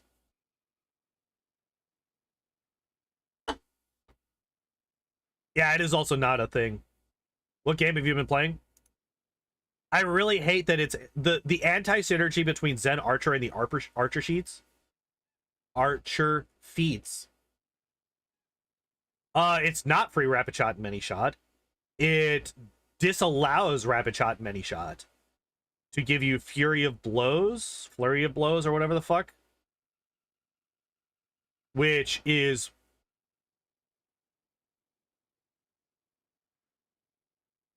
you don't get many shot though, right? I'd have to relook at the class. It's been a while. Like, come on. We're at the end of the Kingmaker auto builds. It's been, Land was like one of the earliest Wrath auto builds that we did. It's been a hot minute. I remember really not liking how his class interacted with. Oh, I think it's because the bonus feats for his class allowed you to pick the feats that it had the anti-synergy with. But anyway, back to this class, back to this build. Weapon focus longbow, yes. Obviously, you're gonna take this. This is a really good feat for this. For this character in class. Yes. Also, we're getting to the point where we're about done with this build, right? And in fact, we are now done with this build. Or the first half. The first half, I should say. So, we have nothing but archer feats, except for skill focus perception. I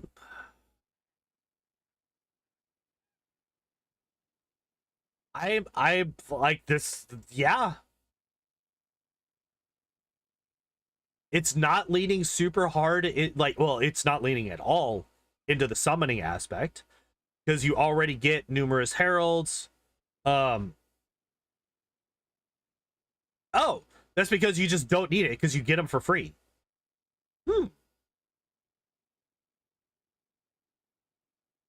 I actually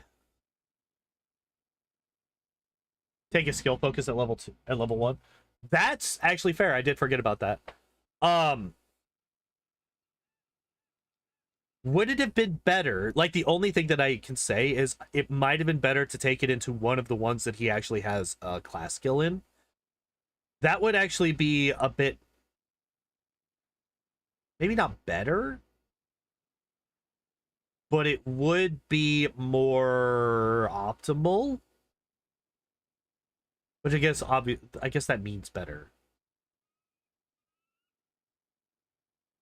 But like, having another guy who's got a really good perception is not a bad idea, and I'm actually kind of okay with it.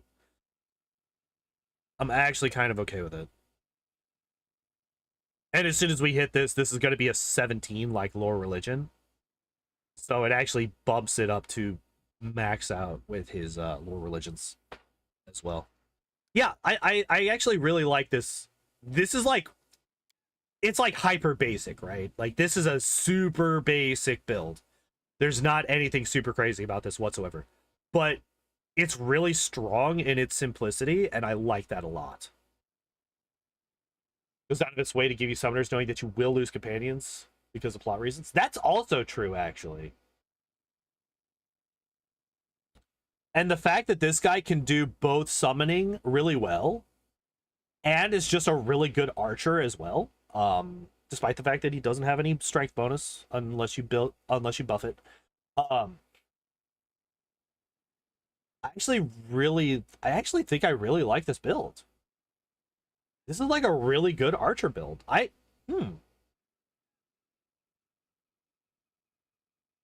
He's kind of like, I mean, he's like a ranger that can actually heal people. Toughness next, calling it. Let's find out. Let's find out. Incorrect, because we didn't have many shot yet. We're still getting all of our ranger feats. I think that might actually be the one downside here, is because clerics don't get any bonus feats whatsoever, the feat progression is really slow. It's really slow. But that's no boon companion. That is also true. We don't have boon companion. But the thing is, we're so feat starved in this build. I don't know if I mind it yet. If we start taking superfluous feats and we don't pick up boon companion, that's when I'm gonna start getting upset. But as of now, we're still just like, we're building up the character, right? We're not really focusing at all on the animal companion right now. We're just still building up the character with all of the feats that would be required to be the best possible archer that you can. So yeah, we're gonna do that. Oh man, we're level 12. Oh man, we got wisdom up to 20. Oh man, it's crazy. Improve critical longbow. So we're still doing that. This, I think, might be the first one where I would have been like, maybe boon companion instead of this. Maybe boon companion instead of this, right? Because longbows are not crit heavy weapons. And by crit heavy, I mean like he doesn't have aspect of the eagle. You mean aspect of the falcon? Yeah, no, he doesn't. He doesn't. And I'm not saying that he shouldn't get it at all. I'm saying I think that this might be the first time where I would say you would get more benefit from boon companion than you will from this. I think that the majority of the other feats that you've picked up in this build so far, you can argue will have a bigger benefit for this character than boon companion. Improved critical, because longbows are only a nat 20 crit, and this is only getting it to 19 to 20 crit. I think this might be the first time that you could say that boon companion would be better.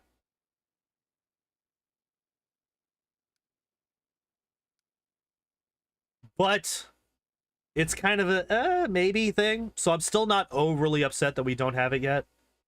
Like, obviously it sucks that we don't have boon companion yet, but I'm not upset yet. Clustered, oh my god. There's so many feats that archers use. I keep forgetting about all of these feats that these archers need to be like super good. It's like, what do you need as a spellcaster? I don't know, like 4 feats. Spell focus, greater spell focus, spell pen, greater spell pen. And then maybe a meta magic or 2. Only a nat 20, but it's times 3. Oh, yeah. No, don't get me wrong. I get that times 3 damage is like fucking good damage, right? The thing, it's just that the chances of it happening are so low that investing in it instead of investing in the animal companion, where it's just going to constantly benefit from the effect, I think is better.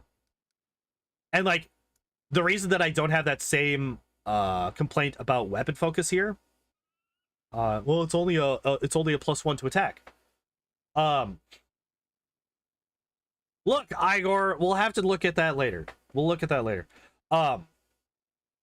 Is because weapon focus also locks other feats behind it, right? Although I don't know if any of the feats that you need for an archer are locked behind weapon focus. That might be why you don't have many shot until level 11, is because you need weapon focus first, maybe? 10% might as well be 90%. Depending on who's depending on who's using it, depending on who's doing that roll. Freezing much? Wait, the stream should be fine. Oh, you're talking about, oh god, don't scare me like that. Don't scare me like that, god damn it. I thought that the stream was freezing. Yeah. The fucking, the Lapras and the Blastoise blizzard.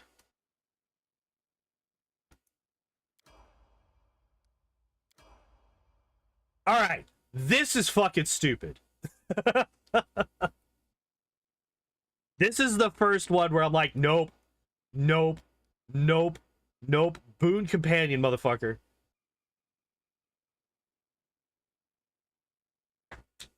Zens can ignore prereqs with those extra feats. Reach, cure wounds. Okay. Counterpoint, channel positive energy. Oh, by the way, especially right now, we're level 17. We have heal mass. We got this spell right here. We don't need to cure wounds anymore. And even if you're not healing, using heal mass, we got all of the AoE cure wounds as well.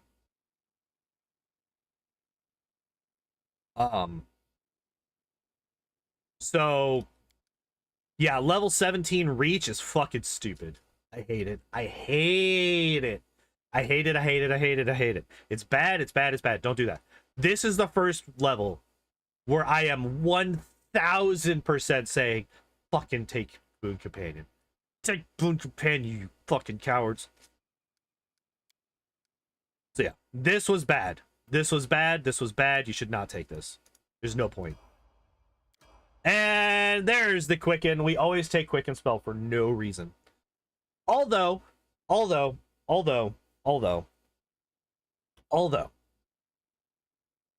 summons are full round actions. If for whatever reason you need to summon something quickly,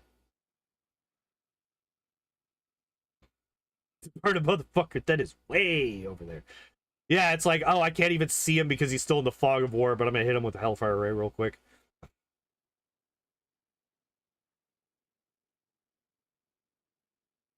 God damn it, this is making me think maybe Quicken spell could actually be useful here. Why would you take Boon Companion at 17 when companions stop at level 16 in Kingmaker? So the companions... No. So the thing is that companions level up at a different rate than your main character does. So YouTube doesn't like the word burn. YouTube has such stupid... Whatever, I'm not getting into that again. I hate YouTube's chat censorship. It's fucking stupid, and I hate it.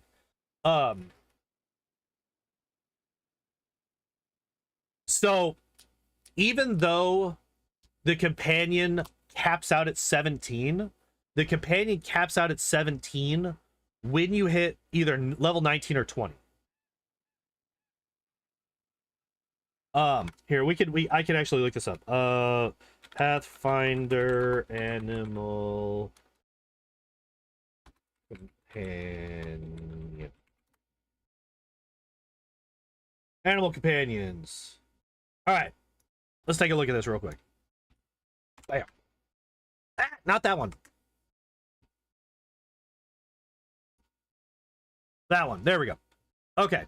So, your level is 20. Companion's level is 16. Companion gets to 15 at level 19, or level 18, technically. So, if you do not have Boon Companion, -3 would be 17. Your animal companion would only be level 14. Can't customize their feet, so no cleave, shit, weapon focus, etc. But they still hit like fucking trucks. Because of how much extra strength they get.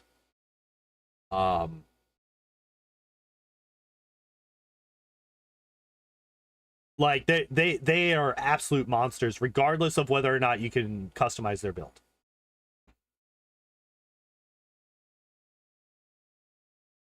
Like to quicken a range spell like Scorching Ray for some quick deeps. So the reason, I guess I haven't really gone into it. The best basics of holding you can ask for it. This is also true. I haven't gone into it really. I just keep saying that I like it in turn-based and not in real time.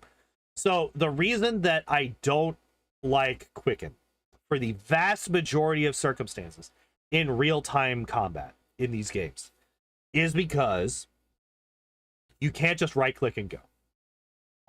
Which means you have to micromanage that character for those spells specifically. If you want to consistently use Quicken Spell, you basically have to be focusing that character all the time in combat. Otherwise, you have to be pausing all the time, which I don't really like pausing that much. I'll do it when it's necessary. But like for the most part, I like to be able to just let the combat roll out. And then like, okay, I can send this guy over here to do this. I could send, like, while he's doing that, I can put this guy to throw a fireball over here and yada, yada, yada. But if you are, and by that I mean like basically just selecting who they're targeting or where they are targeting, right? And then just let them auto battle. I guess auto battle is like a kind of gross term because it's not really what's happening. You're setting up everything that you want the people to do, and then they do it. But you have to do that twice per round if you have Quicken on a character. And the reason is because if you have Quicken on a character, you can't just set them to spam the Quicken spell. Because what they will do, because I've done this, and the last time I did this, is they used the Quicken spell, and I think I had a staff equipped on them. They ran into melee and started beating people with the staff. They didn't just keep spamming the thing. The Owlcat has like 42 strength and with full progression Kingmaker. Yeah. And that's probably before taking into consideration things like animal growth or any bull strength or anything like that. Sorry, I have this fucking thing on my nail that's like right there. It's really annoying. That's why I've been like gnawing on it because I'm trying to get it the fuck off of there. But yeah, so this is your level. By the way, this is why I brought this up. This is the Animal Companions level. So without Boon Companion, you are treated as level 17, so your Animal Companion is 14, which means that you're losing out on 2 BAB, 1 on Fort, on all of your saves, actually, 2 skill ranks, a feat, a +2 to natural armor, a +1 to strength and dex, bonus tricks don't actually matter, and then an extra ability score increase, which I believe all goes into strength. Don't run into melee on real time. I guess you could. The problem that the reason that I don't like doing that is because they tend to do really dumb stuff. I don't trust the AI in this game to do stuff that's not absolutely fucking brain dead. So I have that option turned off. But yeah, anyway, back to this. Bam, there we go. And then obviously there's no capstone for a cleric. All right. That was the cleric. Pretty strong build, honestly. Like, tactics mechanic from Dragon Age. That would have been nice. Really strong 1 to 10 build. Oh, did I close that fucking thing? I did. God damn it. I shouldn't have closed that page. Let me just reopen that right quick. So at level 10, the Animal Companion is a level 9. Versus level 7, where it's a level 6. So actually having Boon Companion at level 10 is really strong. And actually I might say that, yeah, having weapon focus longbow, if we're looking at a companion that's only level 9 or 10, actually having weapon focus longbow is really bad. Over boon companion specifically. Because yeah, you're missing out on multi-attack, you're missing out on a +2 to strength and dex. If you're only level 9, you're actually missing... Oh, shit. If you're only level 9, you're missing out on the level 7 bonus. Oh, that actually... Ooh. Oh, no, wait. No. You would have just gotten it. No. I'm wrong. Because it's minus... So 10 minus... Yeah, so 7. So you would be level 7. So you would have just gotten this. But that's if you're level 10. If you're level 9... won't, because you'll be level 6, right? So yeah, you're most likely going to have missed out on this +8 strength. So actually, yeah, if we're looking at 9 to 6, 2 hit die +2 to 4, 1 to will save, doesn't matter, don't care. +2 BAB, or no, sorry, plus... Fucking hell, I'm looking at this wrong. 2 skills, 1 feat, a +2 to natural armor, a +1 to strength and dex, and yeah, an extra ability score increase and multi-attack. That's all you're missing if you don't have boon companion here at 9. So that actually really hurts this character. Really hurts this character. But yeah, I think it's decent regardless. It's just not as good as it could have been. Now, Bruiser is a scaled fist. As I mentioned earlier, probably the single most abused class dip in Kingmaker. I think it's slightly less abused in Wrath of the Righteous, but in Kingmaker, especially on unfair, scaled fist is incredibly abused. So let's take a look at what we got. We got toughness at level 1. All right, that okay. It's fine. It's fine. Stunning fist. That's not a choice. We got dodge. So we got 2 defensives right away. Why? Because of this charisma bonus to AC.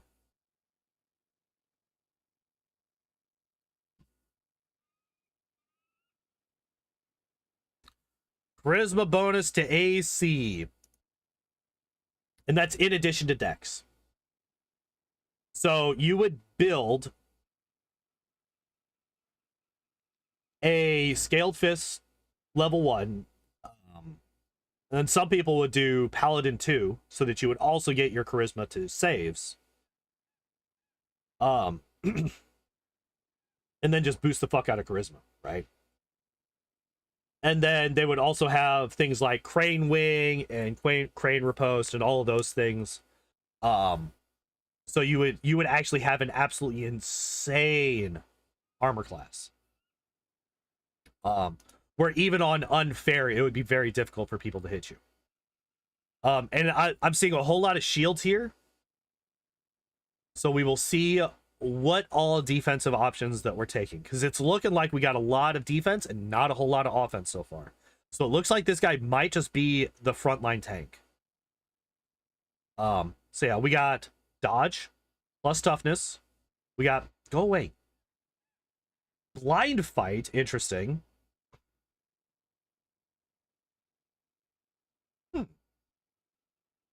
That's odd. I don't remember there being... It's been a long time. I don't know. There might be people that use invisibility in this DLC. Nerf scaled fist with Nature's Whisper. Sorry, it was one of the most... Oh, yeah, that's because you could double up on it, right? They would stack with each other at first, and then they nerf that because that's fucking broken. Yeah, there's Crane style. So you're fighting defensively. And you're only -2 instead of -4. It was kind of multi-classing. It'll feel very role-playing friendly. What? On the other hand, if you're playing on unfair, you can't really go for role play whenever you're building your character. You kind of have to build for efficiency and optimization, otherwise you're just gonna fucking die. Um.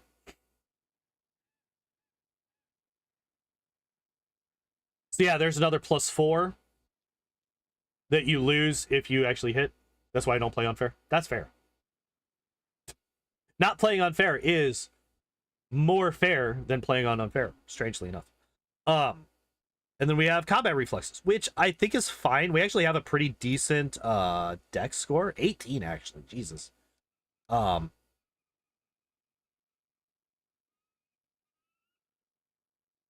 is this guy's point by? What is this man's point by? He's got a 15 strength with a starting stat of -2. All right, we're doing that real quick. You are a gnome.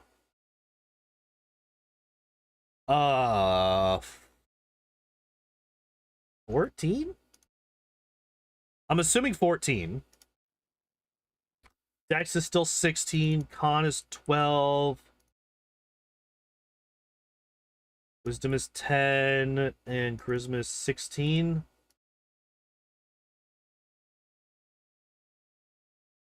Gotta gain the system. Yeah. And let's take a look at this. Mobility of 3. That's so you get even more defense. Oh, that's right. I had this so I'm gonna say 16. I'm gonna say 16 on this because I'm assuming that we're putting points into strength.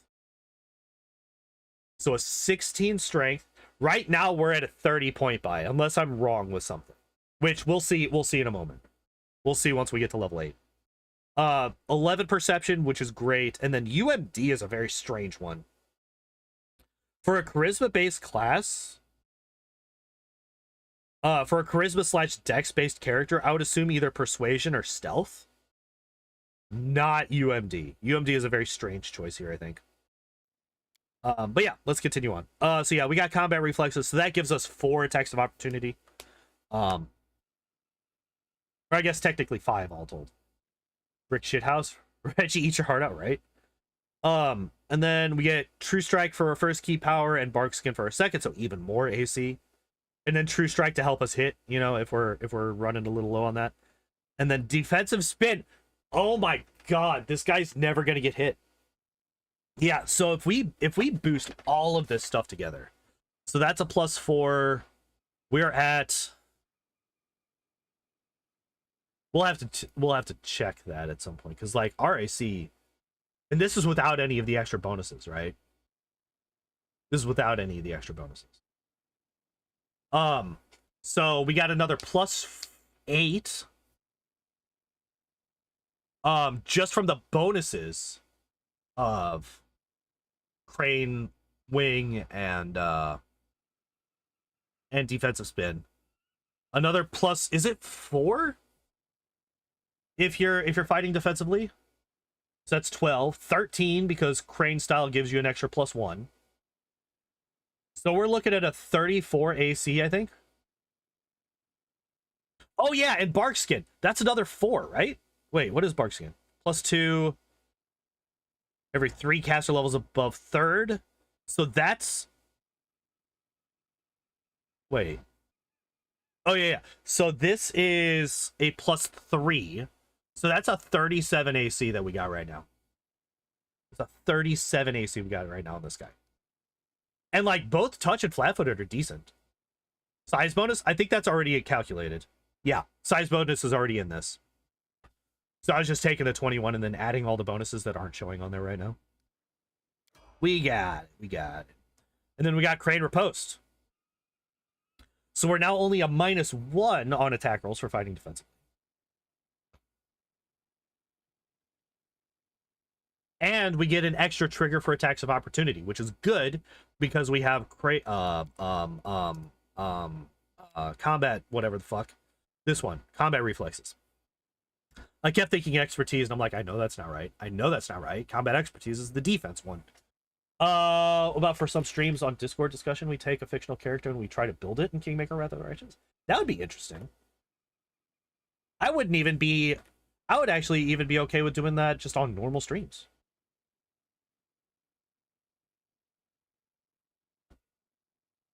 Um, but maybe after we do the maybe after we finish up the unfair speedrun, huh? Who do you propose first? That I have no idea. Um, so yeah, this guy is impossible to hit. By the way, this guy is fucking impossible to hit. Stunning Fist Sicken. I'm actually kind of okay with that. Sicken is a pretty good fucking ability. No, that's not. Oh no. I get you. I am not going to. I'm going to focus on this, and I will let you guys talk about that in the chat. Is basically what I was trying to say. Oh yeah, level 8. Level 8. What are we boosting? We are boosting strength. This guy's got a 30 fucking point buy. This guy's got a 30 point buy. By the way, this is why, even though the vast majority of these guys have been 20 or 25 or whatever the fuck, this is why I'm still checking every one of these. Make Rey from Star Wars. I mean, you can't do that legally. Rey from Star Wars would be like, I mean, she's a fucking idiot, so her intelligence would be a 1. Her charisma is also through the floor, so it'd be like a 3 or a 5. She's just not a person. Lemon Pledge Lady, Family Guy. I don't even know what that is.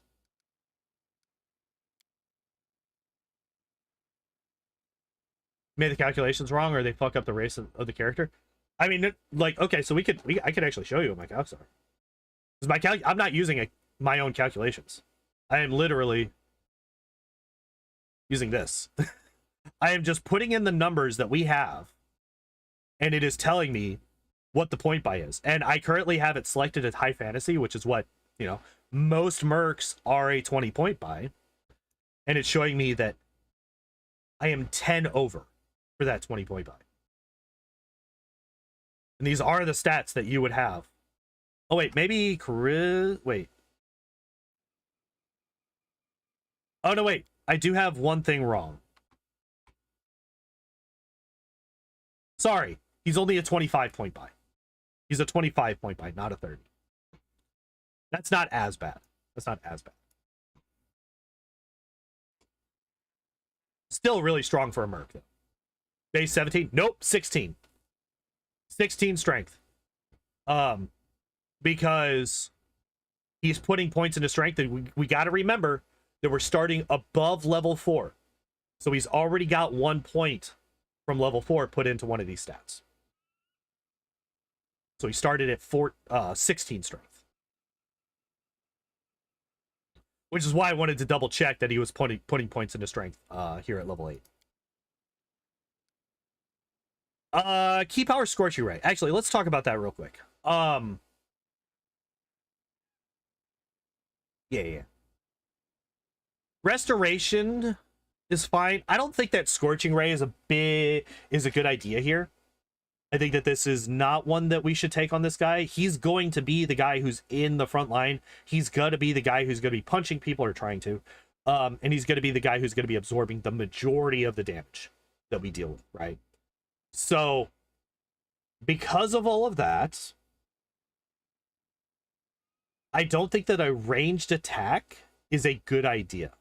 In fact, I think that Abundant Step is probably the best choice here, just to make sure that he can be in the front line right away. Just to give him options. I mean, that's fair, but I think it would be better to either give him Abundant Step or Sudden Speed, so that he's more mobile around the battlefield, instead of giving him a ranged attack that has I would say has very limited use with the way that this guy has been built. I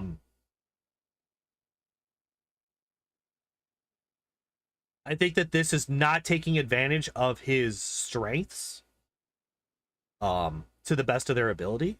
I think either Abundant Step or Sudden Speed would be a more optimal choice. Because Because this guy's whole thing is I'm gonna stand in the front line and I'm gonna dodge everything you throw at me. Sorry. No one snuck up on me. Could I like get rid of that tooltip? Thank you. But it's not a bad choice. I just think that these two would be slightly better. All right, level 9. What do we got? Weapon focus, unarmed strike. That makes total sense. Dodgeball champion, yeah, right. Shattering punch is not a choice. Improved evasion is also not a choice. So all we got is weapon focus. I'm kind of okay with weapon focus here. This basically undoes, or this basically counters the -1 that we have for fighting defensively at this point. Which basically puts us back to a 0. A net 0 on attack rolls. While also getting the full benefits of fighting defensively and the crane stance and all that good stuff. Also it unlocks other things for us. Oh, this is a that's right, this is a style strike.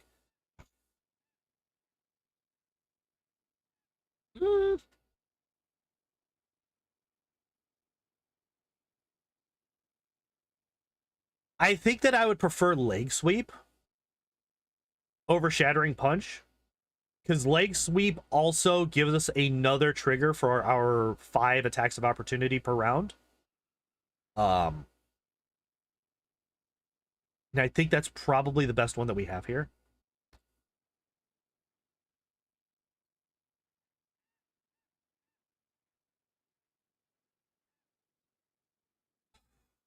Although I think the vast majority of the time, unless we're fighting a single boss, if we have multiple people, I think defensive. Oh no, this is only by the target of the style strike. I thought this was all together. Okay. Let me actually just read what style strikes do real quick. Let me just double check. Designate one of his unarmed strikes. Okay, so you can't do it with all of them. Are they unarmed weapons in the tabletop game, like steel knuckles or something like that? I don't like monks because I feel like I'm wasting their weapon slot by having them unarmed. I think there are brass knuckles. I don't know if they're considered unarmed still, or if that's like a fist weapon. But like unarmed, there's hand wraps. That's what it is. There's hand wraps in tabletop. So like there's the amulet of natural strikes or whatever the fuck.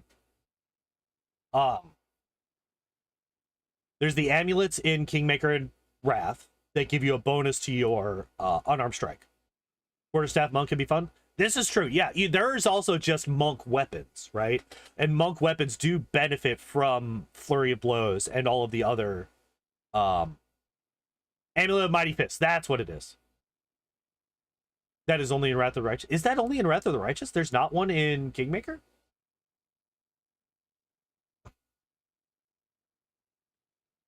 The unfortunate thing is that those, unless you take like Quarterstaff Monk, you're not going to get the damage bonuses of your unarmed strikes. But if you take like Quarterstaff Monk, then you do. Oh, the Staff Archetype Monk. Oh, that's only in... Okay. I was about to say, wait, I'm pretty sure that they got unarmed. But yeah, anyway.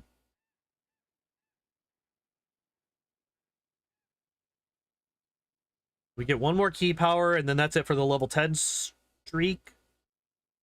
What's going on again? Talking about whether or not it is worth... what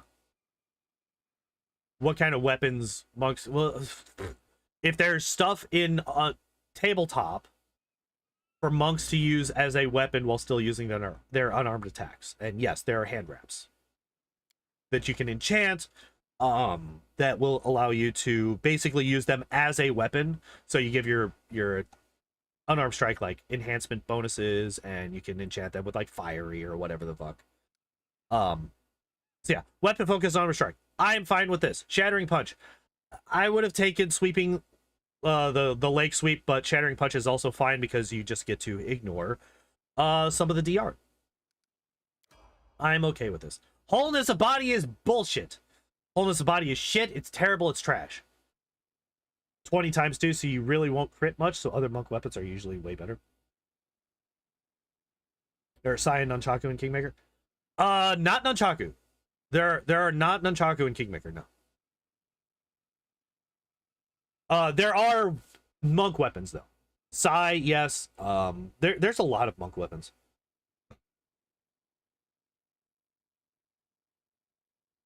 Are there?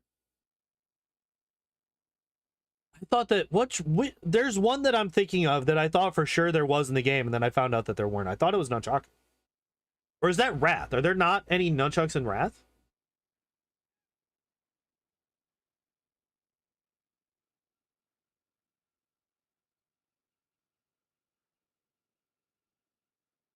Might be thinking about Wrath. Or I could just...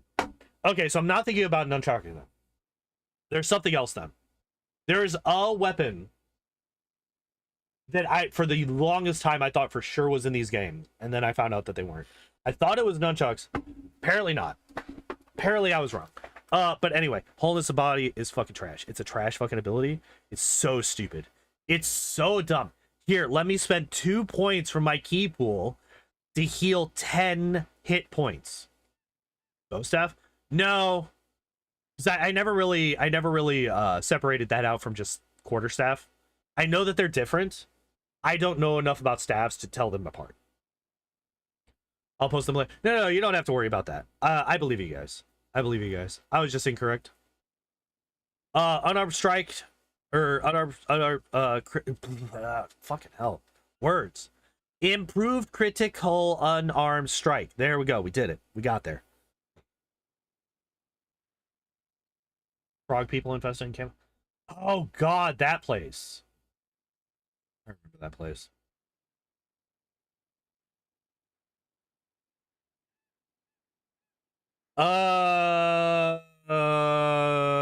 Okay.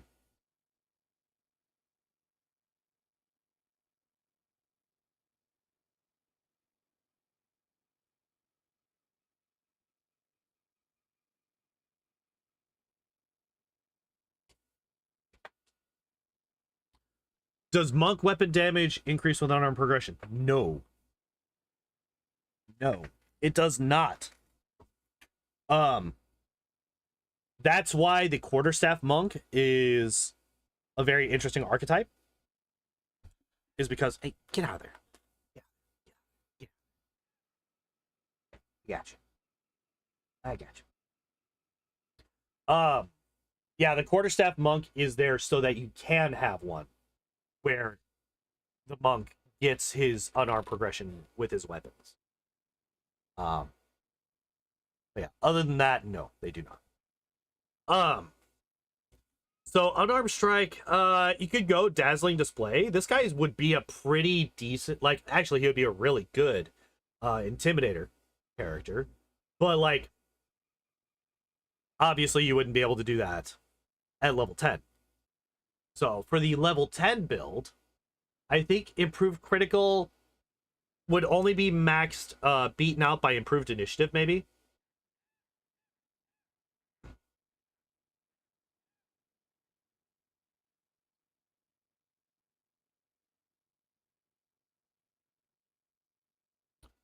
Dragon Roar could be interesting. Horse-mounted monk archetype in Wrath. You punch demons in the face on top of a horse. Which looks so stupid to me. That is really dumb. That is really dumb. Dragon Roar could be interesting. It's an AoE fist weapon, and it only uses up 2 of your stunning fists per day.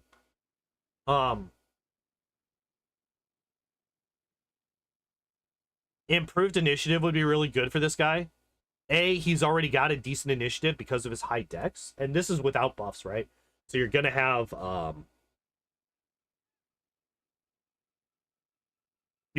pretty high dex, right? You're gonna have at the very least an extra +4 to your dex. So that would be a +6 initiative. And then you get improved initiative to boost it up to +10. So I think that improved initiative would be really good here. Like I said, Dragon Roar for an AoE. Because this guy doesn't really have any way to deal damage to multiple characters at once. So Dragon Roar could be really useful here. And then literally any of the rest of these, except for Wholeness of Body, would be better. Any of these except for Wholeness of Body would be better. Wholeness of Body is trash. It is literally the worst. It is the actual worst key power in the entirety of this video game. And the entirety of Pathfinder, I'm fairly certain. I hate this. It's stupid. It's 2 key points to heal 10 damage. It's so stupid. At level 20. So this man has how much health? He's got where's his health? Where's his health? He's got 94 health. He's got 94 health. 2 key points to heal slightly more than 10% of your health pool. It's so stupid. Critical focus at 11. I'm not a huge fan of this. For the same exact reason that that's the Twitter feed. I don't like critical focus here for the same exact reason that I don't like critical focus on longbows. You don't want to focus and invest so much into critical hits when you have such a low chance of getting them. You have a 19 to 20 crit range after improved critical,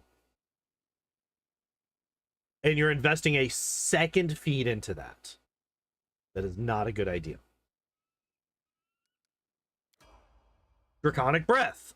He is a Scaled Fist monk, so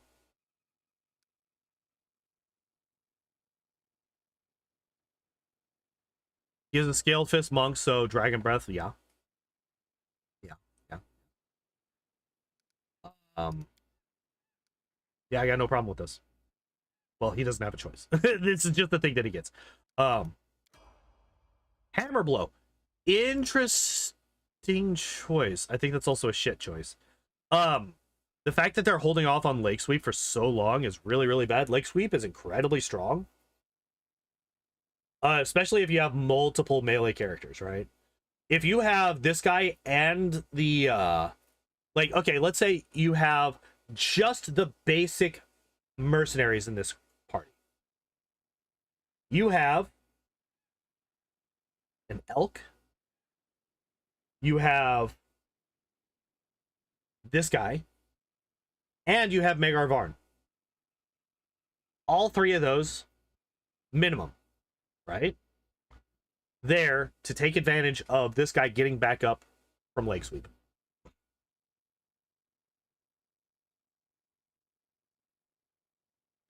Better than you control your own hands?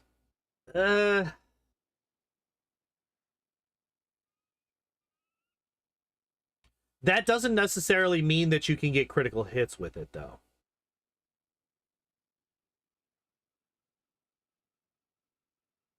I don't know. Like, the logic behind it is something that I haven't really ever thought about.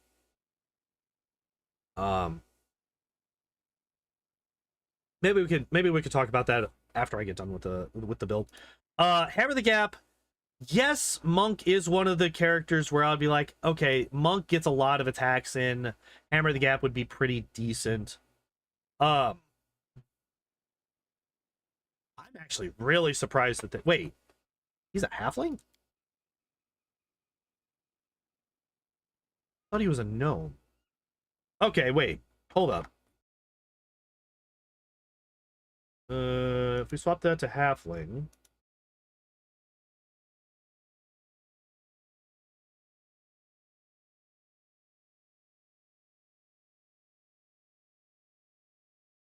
We swap that to halfling. Literally nothing changes.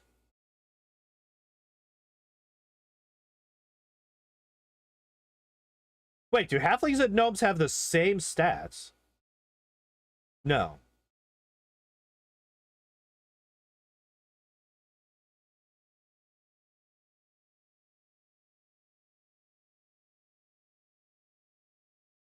I think I accidentally put in... It's fine. One is Dex, the other is Con. Yeah. But I think I put in 12 Con anyway, so I think I accidentally put in the right stats for a... I think I accidentally put in the right stats for the halfling. So yeah, it is still a -5. So it is still a 25 point buy. Anyway. Yeah, I am actually very surprised that we don't have Cautious Fighter, right? Especially considering all of the defense that we took at the beginning. Oh,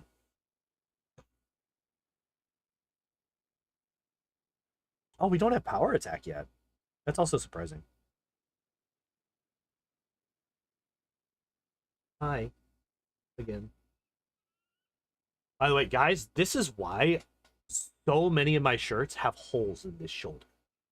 So many of my shirts have tiny little holes in this shoulder here.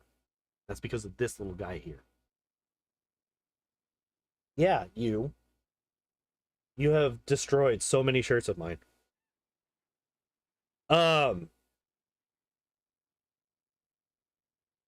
Yeah, I think Hammer the Gap is fine. I think Hammer the Gap is fine. Best reason? Yeah. Not a bad one. Ow! It is a painful one though.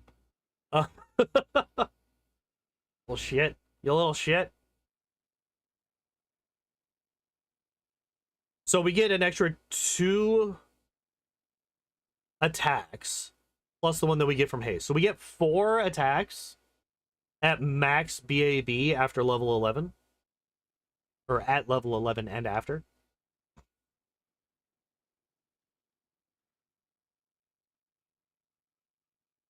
Yeah, Fury of Blows. Hammer the Gap is fine here. Fine. I'll fucking say it. Hammer the Gap is fine. This isn't.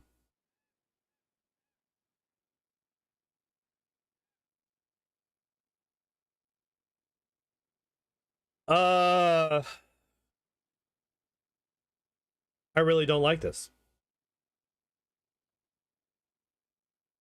I do not like getting Trip here. The reason I don't like getting Trip here is because we could get this as one of our... well, we're going to have it as a Style Strike. So what's the point?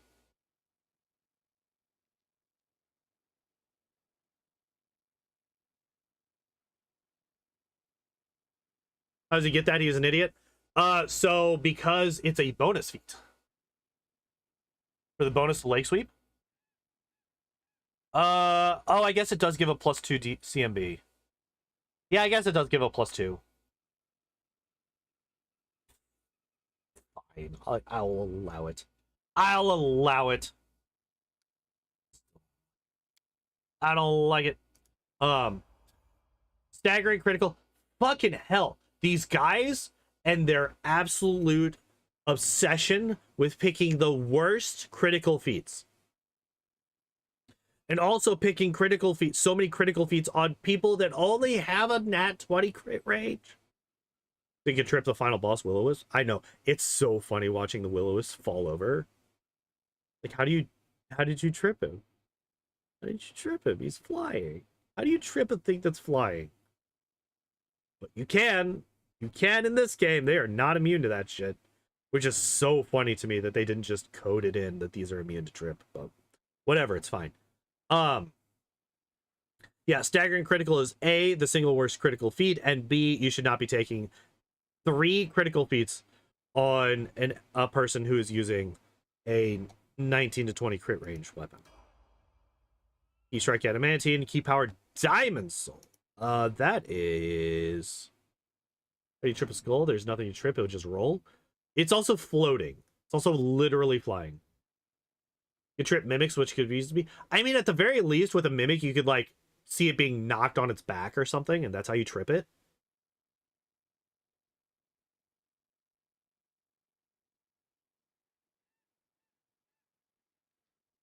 Like you managed to nick a major artery mid-fight. Yeah, pretty much.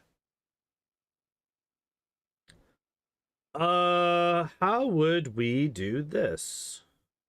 I mean, I still think that we should get Abundant Step or Sudden Speed. Like, legitimately, I think that those are probably the two best things here. Diamond Soul isn't bad because it gives you spell resistance. And this is just a passive, right? This is just a passive. You don't have to use key points to use it. It's just, it is the thing, right? So Diamond Soul isn't bad, but I still think Abundant Step or Sudden Speed, you know, more mobility to be able to get this little guy around the battlefield is super important, I think. And the fact that we have not seen it, either one of these get taken, is actually kind of a big deal at this point. And then there's Lake Sweep. Iron Will. His will save is the worst of his saves. But we've already taken... I think Fury's Fall is like the biggest thing.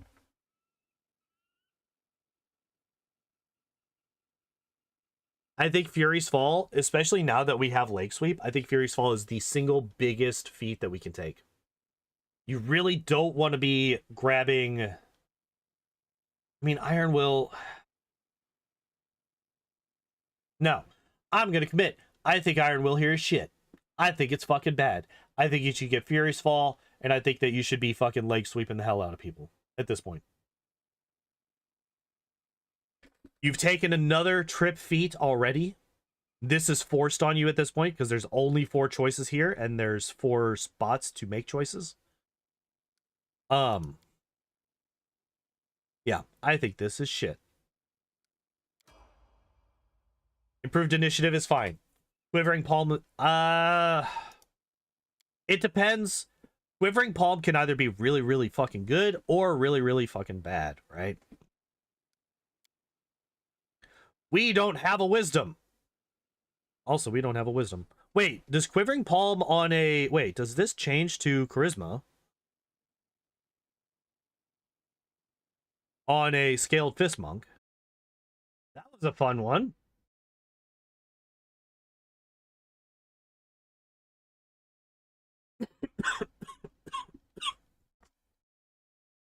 All right. Well, we're back. Apparently my Ethernet forgot how to IP. So yeah, basically what I was saying before I got the notification that my stream went down was, I'm curious if Quivering Palm runs off of Wisdom or Charisma for a Scaled Fist Monk. So we're going to test that. I bet it's Charisma for this guy. That's what I'm assuming.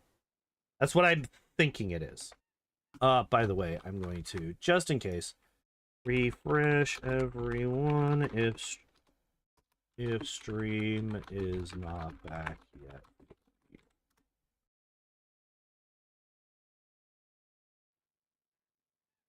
So yeah, we'll test Quivering Palm in a bit. All right. Improved initiative is perfectly fine. I talked about this before. Improved initiative on this guy is going to be really, really strong. And I like it a lot. Improved blind fight.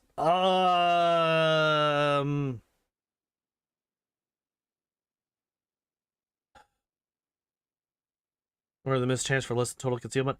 I don't know if there's anybody... I don't know if there is anybody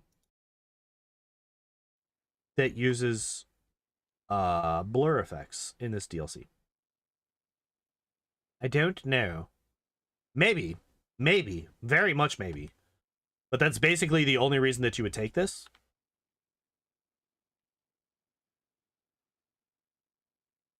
So if there is, this is good. If not, it's not good. Basically. Key power, perfect self. Oh, this is your capstone. That's right. And we get key power restoration. Most will-o-wisps are naturally invisible, right? Not invisible. Well, they can be up until the point where they actually start combat, right? A lot of them will be invisible, and then they'll just pop out of nowhere and then start fucking hitting you with lightning bolts.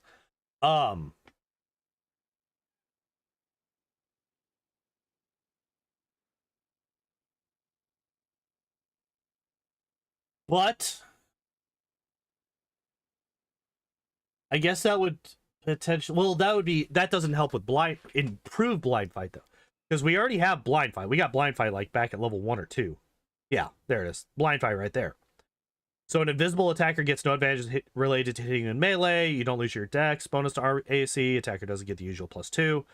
Blah blah blah. Invisible attackers bonuses do still apply for ranged attacks. You also gain immunity to gaze attacks. Now,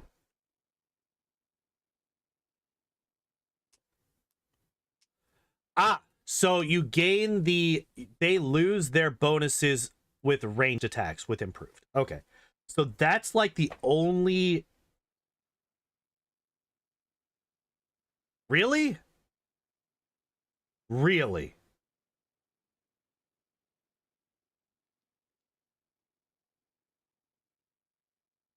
Okay. That looks like that was just a really quick drop. Not panicking. Not panicking, we're fine. Everything's fine. Key power restoration is fine. Like I said, I'm still mad that we don't have abundant step or sudden speed here. I think that both of these would be... Like, the fact that we don't have these is actually kind of a problem for this guy. But I think key power restoration is a fine thing to get. Now, we're going to try to kill one of our friends.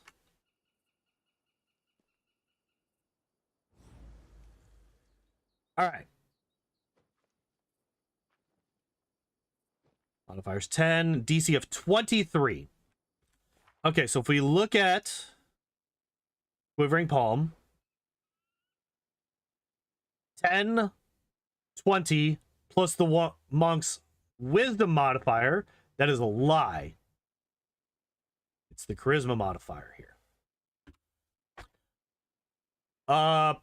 Fury's Fall and Great Trip would be better choices. Yes, 100%. The problem is that we can't get Greater Trip, I don't think. Because of prereq restrictions, and it's not part of the monk's class feat. Like the bonus feats, right? But yeah, Fury's Fall 100% would be better, I think. I think that would 100% be better. But yeah, also, we got confirmed. This is based off of the monk's casting stat, quote unquote, which is wisdom normally, but is swapped to charisma for the scaled fist. So we confirmed that.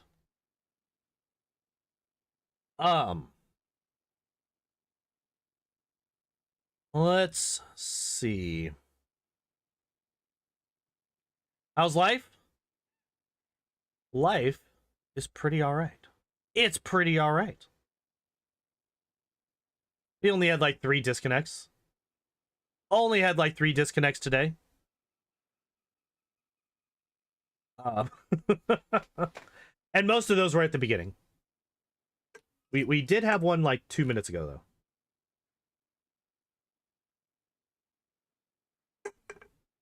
The internet realized that the stream was starting to wind down, so they're like, aha, we got to get him.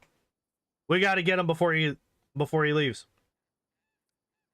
Yeah, it wasn't too terrible. Overall, okay, let's actually...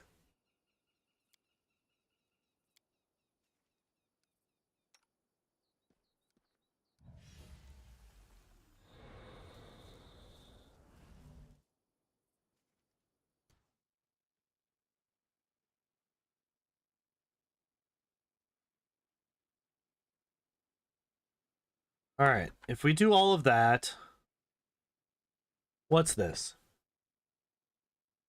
So, your protection, key power, bark skin is a +5 now. Nice. Dodge is +1. So that's not taking into consideration the bonuses from crane strike or defensive combat.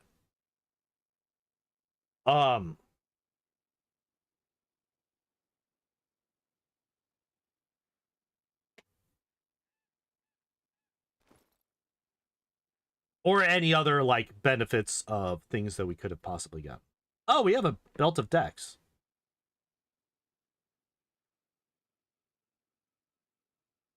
That was not wait, that was not showing up.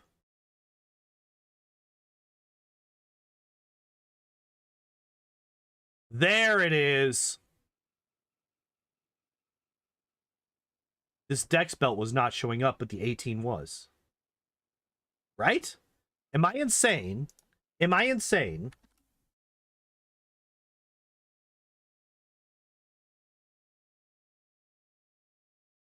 I'm actually going to scroll back through the VOD real quick.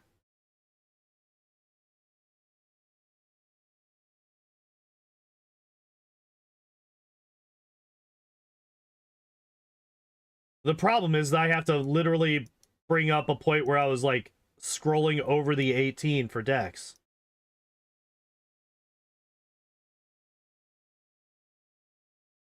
Okay. I know I was doing that at the beginning. I'm gonna look at this real quick. For a few minutes.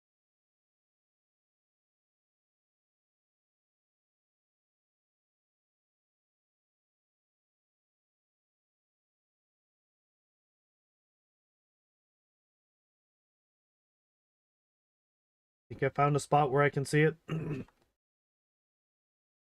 So I'm curious if this was showing up earlier. Arcanist Transmuter into Dragon Disciple, Eldritch Knight run, and Wrath of the Righteous. Interesting. What is Arcanist Transmuter? Cat with 33 strength right now? Hell yeah.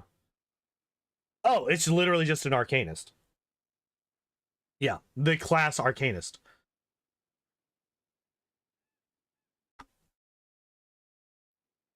Okay, and if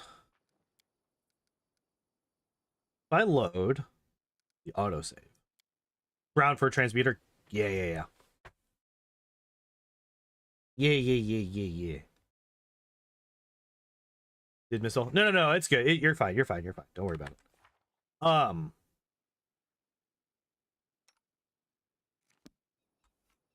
right, we're gonna do this again. Just to go to this. No, it does say that. It does say that.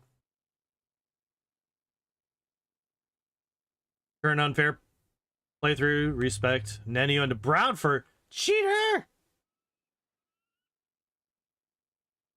Cheater! How dare you? How dare you? Okay, so somehow I just never noticed the +2 belt of incredible dex on this guy.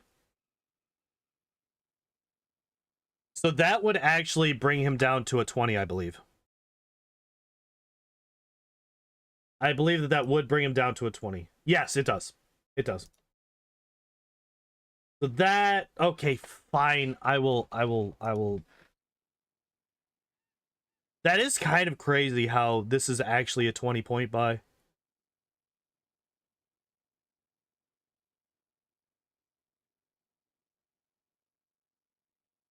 Like, the man went from an 8 strength to a 14 base. And he still has an 18 and a 16 as well. And he's only dumped intelligence. And he's only dumped intelligence down to 8. Not even down to 7. Down to 8. Good build basis? Yeah, I guess.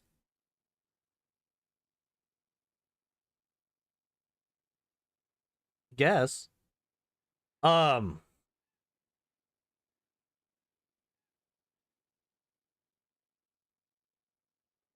Yeah, but that is Bruiser. He is actually a lot better character than I originally gave him credit for. I was expecting him to be really, really weak. I think he's actually pretty damn good. I think he's pretty fucking strong, especially in this 1 to 10 range. I think if we go through the 1 to 10 range, let's just look at this. Wholeness of body notwithstanding. I think that this is actually a really, really strong build for him. He is basically unhittable. right? He's basically unhittable.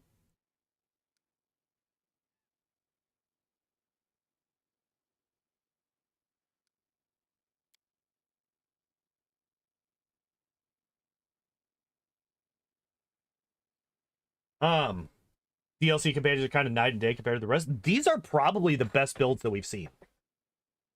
The tanks, the summoner summons. I mean, the fucking cleric actually is a good cleric archer build.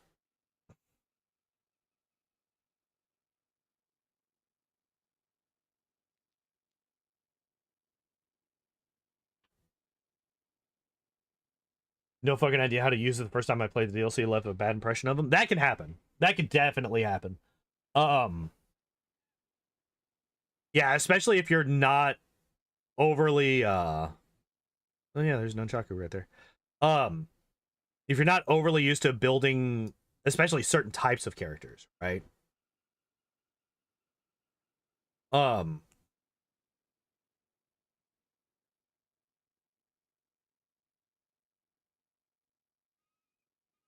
Yeah, you can build it badly and then you're just like, oh, that class sucks or that archetype sucks. And then somebody who actually knows a lot more about that comes along, like, what the hell are you talking about? This is like one of the most OP classes that you can have. And then you start learning. And that's how you learn. That's how you learn. You learn by being wrong more often than not. Or at least I do.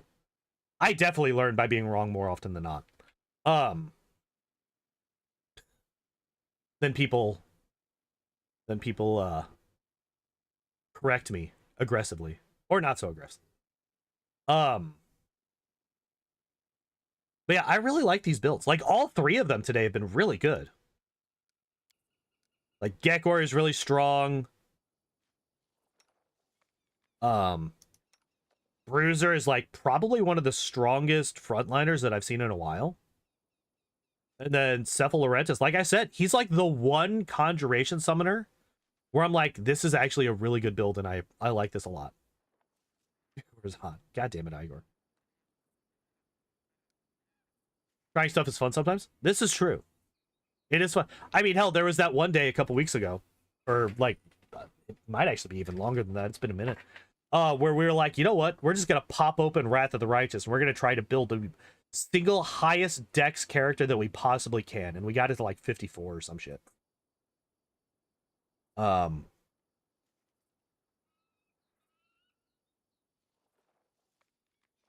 Was it 74? Jesus.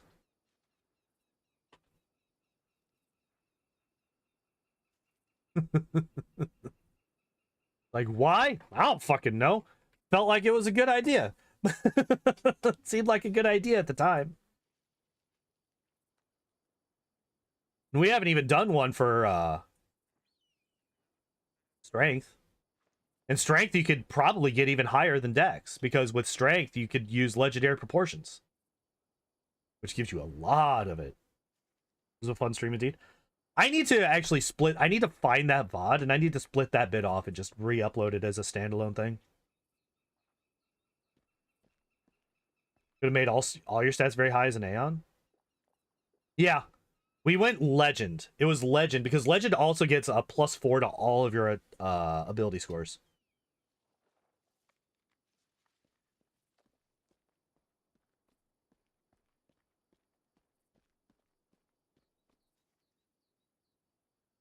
Made a Winter Child, Druid, and Wrath. Their Blizzard element has a +100. Wait, what?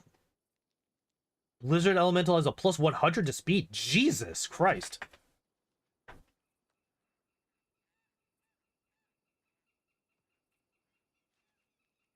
So much want to give them the archetype that gives even more speed. Of course you do. Of course you do. Guys, it is about that time. It is about that time. It is 9 o'clock ish. I am gonna have to go. However, before I go, let's talk about next week a bit. And also, let me talk about something else real quick. If you look in that top left corner, real quick, look in that top left corner, you will see YouTube subscriber goal, Kingmaker Lantern King speedruns. And we are at That is also a lie, by the way. We got another subscriber yesterday, so we're at 312 out of 350. So we are getting close to about a third of the way done. We're getting closer to a third of the way there. Yeah, so if you're not subscribed to the channel and you want to add that onto the list of speedruns that I need to deal with, hit that subscribe button and we can make this happen. Also, more in the more immediate future, I will not be streaming tomorrow or Monday because that's my weekend. But on Tuesday, we're gonna come back and we're gonna delve into my own ethics, my own ethical standards. We're gonna be doing trolley problems all day. And we're probably gonna be doing a long stream because I don't have to work next week because it's my birthday and I don't work on my birthday week. I took the whole week off. Funny thing, I literally just got to 40 hours of PTO this week. So I just saved up enough PTO this week to then kill all of it next week. But it will be well worth it. So we will be doing that on Tuesday. On Wednesday, we will be doing a Sea King solo run in Pokemon Red. And we'll be doing other things. So I think we will make it a Tuesday, Wednesday, Friday. Paid time off, yeah. Paid time off. Monday, Wednesday, and Friday. We will be doing something with this as well. I keep trying to move it to the other side. I got these. And as you can see, they're still in the wrap. They're still in the wrap. I've not opened this. You should. My phone went off. After the streams here on Twitch and YouTube, we will be doing watch togethers in the Discord. So if you want to hang out while I watch these extended versions for the first time ever, I have never actually sat down and watched the extended versions. I have seen some of the scenes that were added in, or re-added in, I guess I should say, to the extended version. But I have never actually just watched them. I've only ever seen the theatricals. So, if you want to hang out while I watch these streams, like half a year ago, hell yeah. Hell yeah. I can't wait. So, here's one thing. I cannot wait for the fucking troll fight in Moria, because I have some things to say about that fight. It's really good. It's really good. It's a really good fight. Yeah, Discord. That's right. That is a command that I have. Let me do this on this so that both.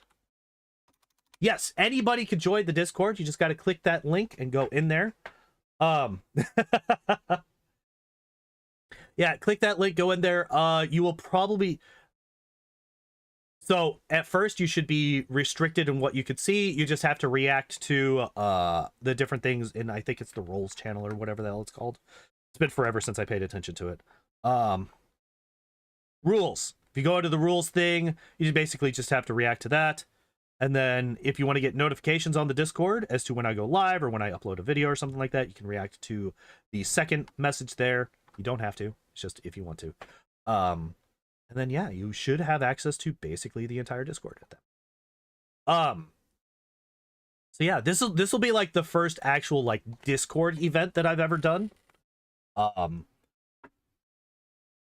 We usually just like post memes and talk about random shit in the Discord, but this will be the first time that I actually like do a thing with the Discord. So yeah, we'll be doing that.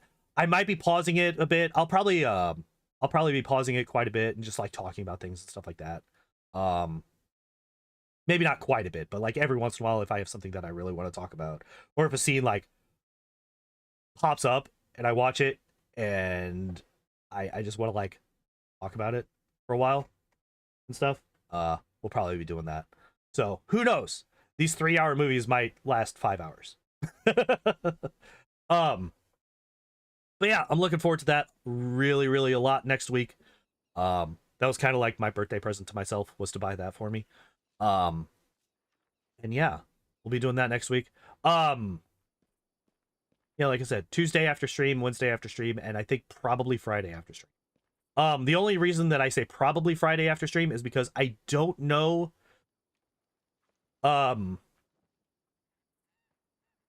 if I might be doing something like IRL with people for my birthday.